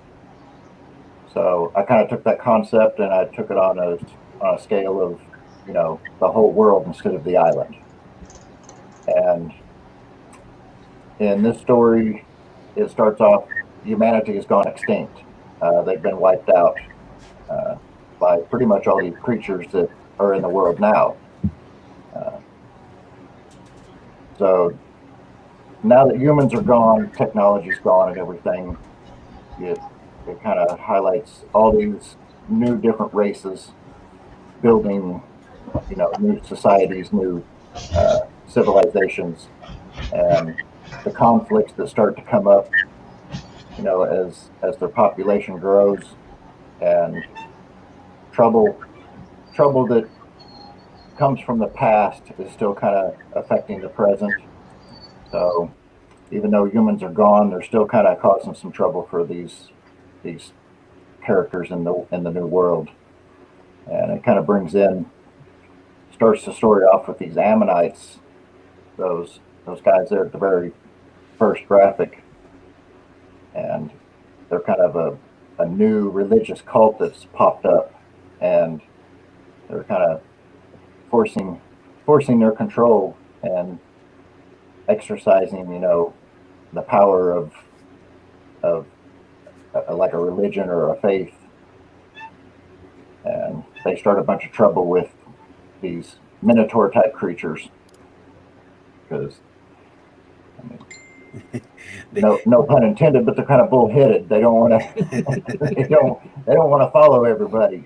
So it creates instant conflict. And, for me, the Island Dr. Moreau is unfortunately for me, it's Val Kilmer and I almost said Mario Puzo. What's his name? I can't think of his name. Marlon Brando. Marlon Brando. Yeah. Why am I forgetting Marlon Brando's name? Marlon Brando and Val Kilmer. Which, by the way, the minute you say I'm putting those two in a movie, it's like, oh yes. Now I don't want to see the movie. I want to be behind the scenes. I mean, I want to see the movie too, but you're gonna have both of them together. This is gonna be excellent. But I guess Val was still like, he was different at that point. Josh says, hey guys, I finally get to see a chat. Been so long. It has JR. Yeah, you've been working. Oral Guard says, what's up, y'all? Just dropping in, gotta go to work. Wish you guys were on later. Well, these shows are always up on YouTube and Facebook, wherever they're. Yeah, everything's archived on YouTube. You can go back to our very first shows and point and laugh all you want. Yeah. And when the camera used to zoom in on my face, I looked like I was a hostage. The early ones, yeah. It looks like Varian's in a closet. Yeah. It's you can see all the clutter in my basement. At least now I have enough sense to put up a sheet. Yeah. Now, Varian would be showing you his face, but he couldn't find his hat today. Oh my! No, you know what's funny is my hat is on, but my chair is broke, and my chair is broke. I got a runny nose. It's just all bad this morning, and I'm afraid, like because I'm using a different chair, like I'm kind of lean forward, and I'm afraid my butt is out. So you guys would be seeing like a lot of junk in my trunk, and we get copyright struck for indecency, and it would just be rough. So I got to get a new chair. I'm lobbying for a racer chair. Hopefully I can get one pretty soon. Otherwise, I'm sitting really high to the point where my artist hump, aka my gut, is like sitting on top of my art desk. It's really weird. I don't like it. It might have increased the ratings though. It might. I don't want to give people any ammunition on me. Like, look at that fat tubby son of a bitch. Look at him. I don't need that. Russell, you've got 3 different covers: cover A, cover B, and cover C, which is like a wraparound. Yeah. Virgin variant wraparound. Mm-hmm. When I first heard about the Virgin covers, I was like, what kind of? Then I realized, there's nothing on it. It's just yeah. Now, some people would say that this technically isn't a Virgin cover because it's colored. So I've decided that Virgin covers that are colored, they are, while they are Virgin covers, they've had a little experience. They may be, they may be a virgin, but they've had some experience there. Maybe they never mind. It's morning time. I won't say that. I don't need calls from standards and practices. I don't want Dennis sending you any rotten emails, dude. Yeah. But this looks pretty good. You've got Actually, I can say I've read the story. You'll like the story, okay? Mhm. And where it's if you like this kind of stuff, you'll like where it's going. Yep. But in this issue on this Kickstarter, see, because the one I got was a comp that well, I don't know, I think Raj bought it from Russell and had Russell send it to me. And Russell's really cool. Now Russell signs some old school on the inside. He don't mess up that cover. Okay. So just so you know, he respects that cover like they did back in the day. And also I want to say this one, I think they added pages to this Kickstarter. So there's like a gap there. So I'm kind of forced to buy this. That's what I'm gonna start doing. I'm gonna start. I'm kind of forced to buy this to get the gap before the next one comes out. I gotta put Russell on. I gotta put Russell on the spot. Then that's an ingenious plan. Russell, is that what we're doing? You put the rest of the story in the Kickstarter campaign, so you gotta. When I did this story, it was just kind of a test run to see if anybody would even be interested in it, and so I didn't put everything in there. And when I got around to coming to putting this on Kickstarter, I thought, well, here's an opportunity. I can make the book a little bit bigger. I can go ahead and throw in an extra 4 or 5 pages and tell some other stuff that I wanted to tell.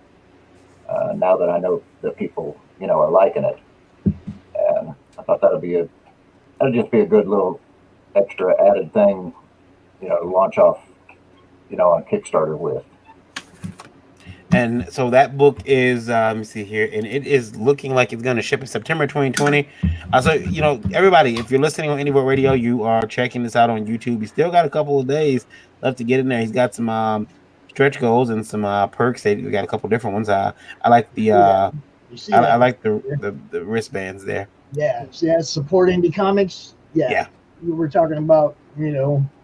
Also, I want everybody to know that this book is coming out under the Third Empire banner. It's the first one. It looks. If you've been paying attention to what's going on with Third Empire, we got Blood of Gods coming, we got Mojo Rising coming, Cold Front, Alien Skies. There's a lot of stuff going to be coming out over the next 6-7 months out from under the Third Empire banner. This one, we're gonna push this one and bump this one for the whole 27 days. And like you guys were talking earlier about,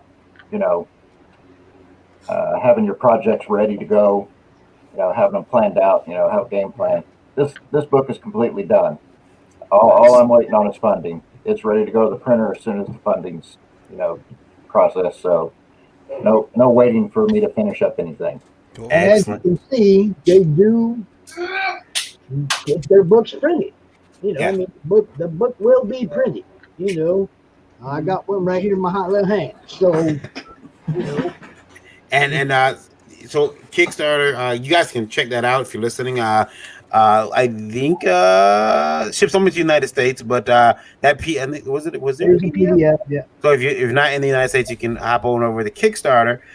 Age of Remnants, Age of the Ammonites. That's Age of the Remnants, Rise of the Ammonites 01.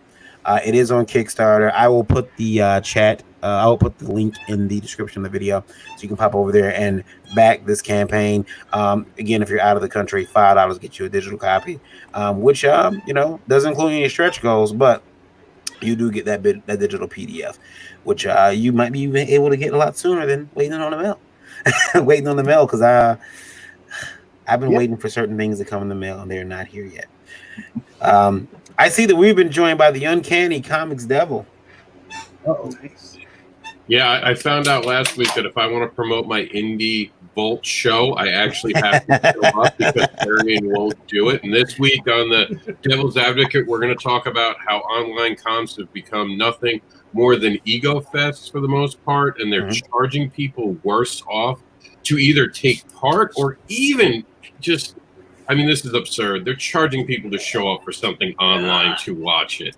So we're going to be talking about that during the Devil's Advocate this weekend, because it's ridiculous what people are doing out there, and we're going to have a nice little panel about it. And you're going to be running on Indie event, the Breakfast Buzz on Sunday morning. Yeah, Randy will be taking over that. When did that happen? Here when you said yes. Yeah, when you said yes to it. That's who did I say that to? I wrote it down. I have a Sunday morning. Okay. Wait, did you guys catch Randy? How much tea was missing out of his bottle? Out of his glass when he. I didn't see. I didn't actually see. I never asked. I just wanted to say yes. If I can get him when he's drunker, the better. Okay. All right. When was that again? Let me put it on my calendar to make sure I'm there. Sunday morning at 9 a.m. It'll be great. Sunday morning at 9. Yeah. I remember Friday. Yeah, you're with me on a panel with Friday with Meredith, but we're guests on the panel. You're not running it. You're actually running the Breakfast Buzz that morning. Okay. And Varian, you have a special Indie Vote. Yeah, I do. I do. I just want to tell you guys that if the Breakfast Buzz, the special Sunday Breakfast Buzz, if you hear what sounds like a circus behind Randy, like a lot of dancing, like, and he's not on camera, it's because Randy is broadcasting live from church. Yes. And he is tithing. No, no, we'll be here. I'll be here. I won't be tithing this week. So it's all good. Yeah. Up at the one of the many churches that we visit, usually in the weekends. Yeah. Now, Geekgasm's also going to be part of it, Varian. Is that going to have my favorite British indie comic book creator on it? It will. Geekgasm Sunday. We've got 9 p.m. We've got obviously Lola's hosting. Who do we got, Lola? Stephanie is tentatively. Katrina Rhodes, who's made some headlines this week. Johnny Segura, Ines. She's going through her list. She's got guests. She's got a show packed. It's going to be good. Well, I guess I'm going to need to find some guests for Sunday morning. Huh? Okay. I'll be around. Needed Varian. I mean, Randy. Multari. Matori. Oh, okay. She got a lot of guests. She's got a lot of guests. I guess I'll probably be somewhere around the board running it. But yeah, Randy, you might want to find some guests. I said just reaching. You have to reach out to the Bloodworth and all those legends. It'll be the most highest rated show ever did. Could be, and I won't be there to get angry. It'll be Sunday morning too. So we expect Varian not to show up till the middle of the day that day. At some point on someone's show, because Varian's welcome on any show he wants, because he's part of course, this indie event. He's one of the people who's been helping us since the beginning. Make sure that this goes across the line. He's also, I stress this, if anything happens on Larry's show, it was Varian's idea. Varian's idea to have Larry be up. You know what's funny is that that's actually not true. Rob suggested it. No. Rob said lies he doesn't want to admit it, but he said we should reach out to Larry. And I will say this: as divisive as Rob is, I mean, no bullshit. As divisive and as a lightning rod as Rob could be, he extends olive branches over and over and over again. I am waiting for Rob to issue an olive branch to Marcel Dupree. I know he's going to do it. I've always had it. I've always told him he can come sit down, have an adult conversation, and explain to us how he's going to fix everything he did wrong. Because I'm actually hoping he does that. I would love to see. I mean, he makes really good books. You can't take away from the fact that guy knows how to bring talent together. He's one of those guys who could benefit for working for a boss. Someone who's on top of him, making sure that everything is done right. Whoa. That's the problem with the industry right now. People on top of each other. Hey, look, man, what am I now? I learned a new term. I'm the box keeper or something. What is it? We're deep staters. That's what it is. I'm indie deep state. I love that because I get deep into everything. Oh, yeah. We're going to say, hey, guys, welcome to the deep state. We are here. Can we play the crowdfunding campaign I put in the private chat for you? You put a campaign in my chat? The private one. Oh yeah. We'll put that up 1 second. This better not be porn. For Rob, it is. Anyway, Well, I wasn't going to show that dispenser, but I didn't. I know Randy likes to keep the morning chill, so I figured I'll save that for geekasm. Let's see here. It's funny because I already had it brought up. Give me 1 second. Let's see here. Oh, why is my stuff not? Okay, there we go. Sorry, had a bit of a brain freeze as to how to make stuff work. Yeah, so we're looking at Iva. She's up to $2,902 of a $5,000 goal. She's got 20 days left.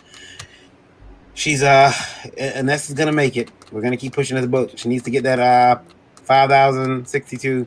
That's EYVA for our listening audience. You should really take a look at this book. It's very professional. It's just a phenomenal product, and with a campaign that's still way too low than it deserves. Yeah. Way too low. Green art, Aeon Flux. Dude, Yeah. come on, this stuff. This is I backed it. It's It's a good looking book. It's an amazing looking book. Yeah. And I know a that passionate creator. That creator, you hear her in interviews. She loves what she's doing. That made me fall in love with the project right away. Yep. I don't think you guys can hear it, but she did do a quicker video to show, that she'd because she had a video that was very long, but now she did a shorter one. It was this one. I looks missed like, that British accent. there's no talking in it. What I have it on my site. I can give it to you if you want to show. If you want to show who she is, I can give you the link. My site actually still has the original video. Yeah, no, it's fine. She told me to play this one. I talked to her yesterday. She said, "Yeah, play that video now, the trailer video." Of course, my internet's being crappy here. We had NS on a couple of weeks ago. Yeah, and I talked to her yesterday. Timothy Green, the second art is fantastic on that book. Book's really good, and you guys can go back that today. I say we get that book to 5,000 and let her sweat it out for the $62. Like the remainder of the. That's what we should do. You should do look, and that's I don't know what to tell you. $62. You guys should do a closing show for her the day her project ends, the day her Kickstarter ends or Indiegogo ends. I mean, bring her out that last hour and just push the hell out of her book. Yeah. Trico says Varian needs to start doing the show with his shirt off. It worked for Rob. No, it didn't. I got yelled at by my sister. I'm an embarrassment to the family. Never take my shirt off again. I'm not allowed to get an OnlyFans account. She's ruined everything. My older sister ruined it all for me. I was going to be a millionaire. Hold on, Varian, real quick. If you guys like Black Mirror, if you're a fan of Black Mirror, the series on Netflix, this is something you're really going to enjoy. Yeah. I was gonna say also if you're a fan of what other show is it on Netflix? It's not Black Mirror too on Netflix, and you want to see me without my shirt on, getting angry and watching my breast bounce. Altered Carbon. Like Altered Carbon with my breast bouncing because that's what happens. That would be so awesome. Oh, please talk about Nick Gibson without your shirt. Please do it. Please. Would you rather see me get angry and my breast bounce, or we got Lola do it, but then. And you have to be drunk. I want to see drunk, angry Varian. This is the only thing I haven't seen yet. Ralph says with all these volts and buzzes, he'll be charged all week. Yeah. Angry Varian doing 25 push-ups. That's what. Yeah, I still gotta do the push-ups. I might accidentally get in shape doing that though, so I've been hesitant to do those push-ups. I hope that you guys all get a couple extra donations, pledges to your accounts. That's what we're here for. We're here to experience the Indie Volt bump. That's right. Sorry. All of these products are very professional and deserve your backing. So that's right. If at all possible. We are going to again. We'll be checking in with you guys during your campaigns. We'll be checking in with the campaigns, and if you're around, feel free to pop in and let us know. Hey, we're almost there, or we're closing in. And if you don't make it, we'll like to have you back too, because we want to talk about why you didn't make it, and are you going to try again? Why you should have did a flexible goal in the first place? For some people, that's not an option. One of the questions from Indie Vote from Indie Volt was a guy said that he had a situation where he did a flex goal. He didn't do a flex, he did a fixed goal, and he got it the fixed goal, and he still needed more money. Yeah. So you got to do the work, and I'm telling you guys, there are people out there making good strides in this industry doing crowdfunding. You can talk to them. I don't necessarily think that you need. I mean, Randy said it before. I don't think you necessarily need a class. I don't think you need to tell somebody needs to pay you. You need to pay somebody to tell you how they did it. That seems a little bit like snake oil salesman. Hey, look, and they are out there. So be careful. Oh yeah. Yeah. They apparently they have unlimited Facebook revenue. I'll leave it at that. Yeah, they seem to. Yeah. It's like, how do I keep seeing these ads? Every other sponsor. Yeah.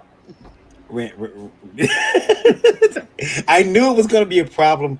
Look, guys, everybody knows this. I wake up early to figure out how to trigger Randy, and I haven't had any success. And it's like in the last 3 weeks, it's been very upsetting to me.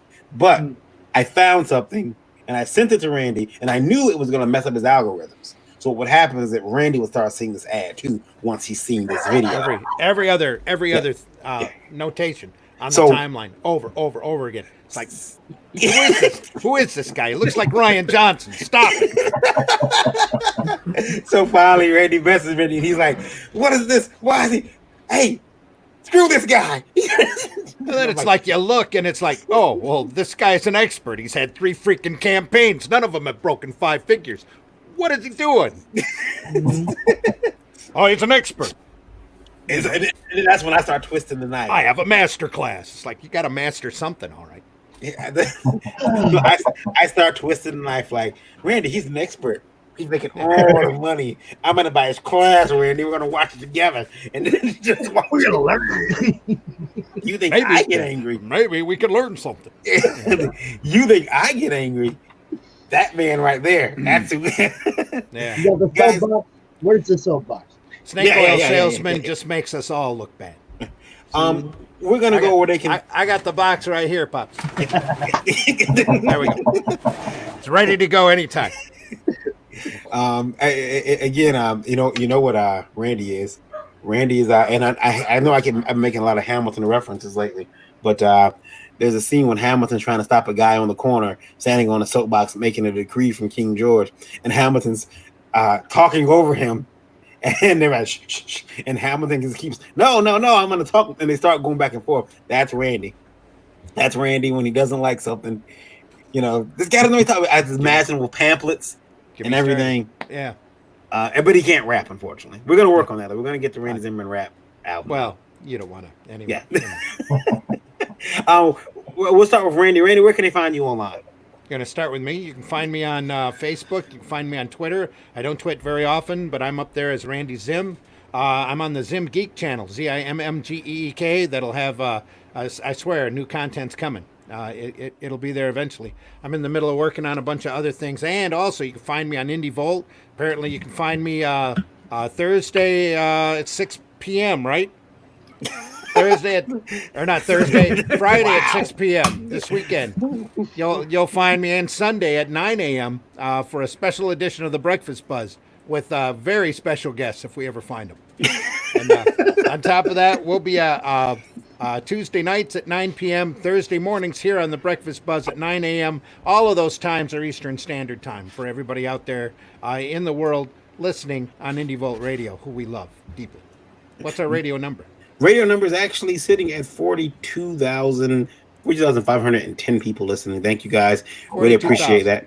Thanks on Indie Volt Radio. Thank you guys for listening. Hop over to YouTube so you can see these lovely faces and some of the art we've shown.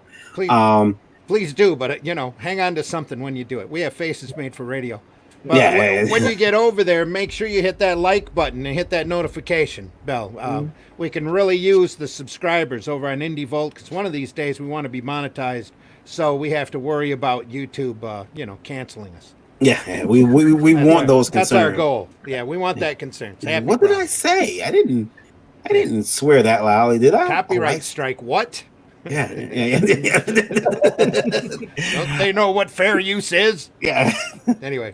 Oh, someone tried that. Never mind. I'll keep that up. Anyway, JD, where can they find you, sir? Smash. They can find me on Facebook under JD Calderon. They can look up my YouTube channel, which is also under JD Calderon, and there's also my websites, theoswaldchronicles.com and talltalesonline.com. Pops, where can we find you? Well, it's like I have an announcement, but I don't want to do it before Indie event. I want I want to do it after. So like I want to be on Tuesday night because I have a CromCon 5 free to be involved, free to watch announcement for next month, and it's kind of big. The platform's expanding. I wanted to get out and talk about it, but like I said, you guys got your thing this weekend. I'm gonna be promoting that. Make sure you're sharing them segments in the comic related madness. That's where you find it. Nice. Russell, where can we find you? You can find me on Facebook under Black Wolf Artworks or Age of the Remnants comic. Most importantly, you can find me on Kickstarter under Age of the Remnants. I also have a website called blackwolfartworks.com. Sweet. And that is a werewolf, correct? Yeah, it's a hybrid werewolf. I figured. That's even worse. I'm scared of werewolves. Schnauzer. I'm terrified of werewolves. Terrified of them. I don't watch The Howling, American Werewolf. I do not like my wife knows I don't like werewolves, so she likes to buy me werewolf art. She's like, "Hey, babe, look at this. Isn't it cool?" I'm gonna get the dog away from me. I don't like dogs look like wolves. Nope, no sir. Change your company logo. Then you can come back on the show. Rob, where can they find you at? They can't. This weekend, you can find me all over the indie event, even in the background watching other shows to promote other people. Comicbookadvocates.com. Even though Varian never mentions it, I do have a show on Indie Vault that's called The Devil's Advocate. And this weekend, we're going to go after the idea that online cons, to me, they suck so far. I haven't seen anyone do it. And I've done a couple. So I own the suck badge. I own it so far. I haven't delivered anything outside of the panels we have done that has been quality. But I'm inviting other people to make the argument. That's the whole point of the Devil's Advocate. I've been on some of those panels. You can have me out to that one, Rob. What? You can have me out to that one.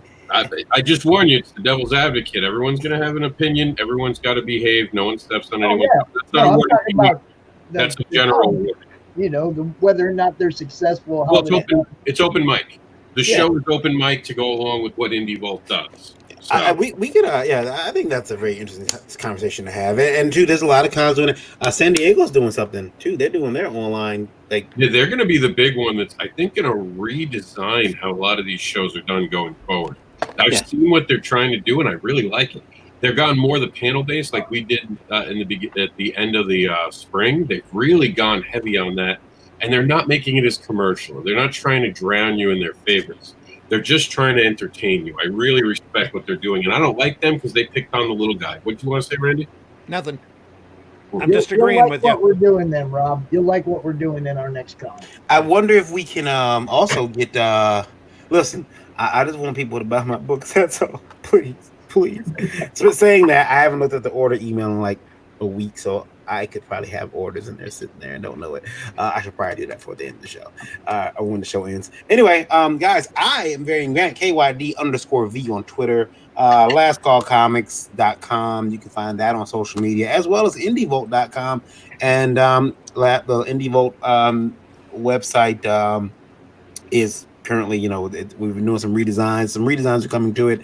We're going to have a lot more reviews up there in the coming couple of weeks. Also, Indie Vault TV on Roku, streaming a bunch of indie movies for your enjoyment, free, totally free. JD questions the quality of some of those films.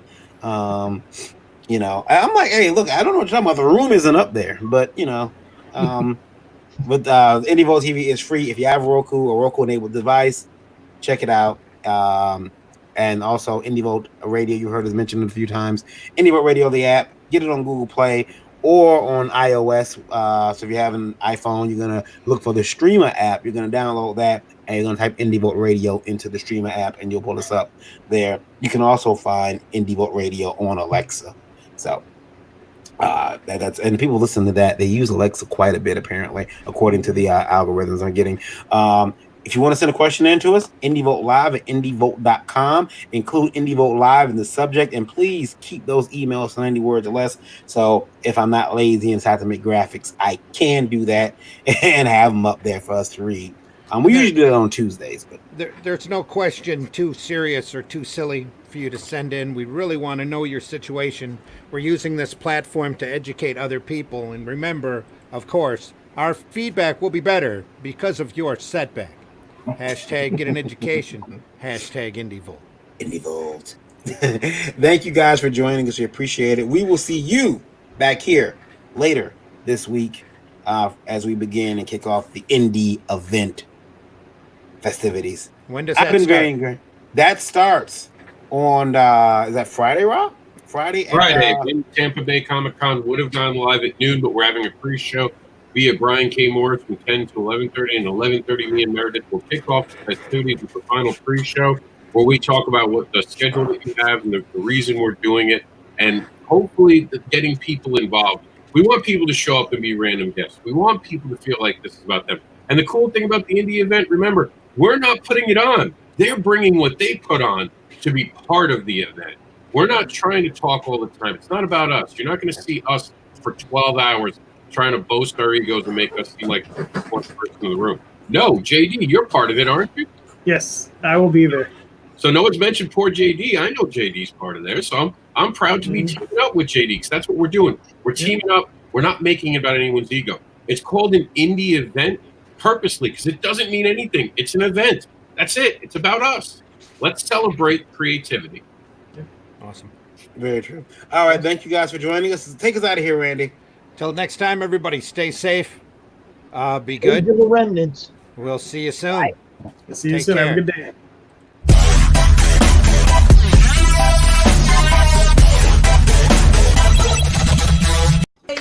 Yay! Think about what you've accomplished. You're not a dish.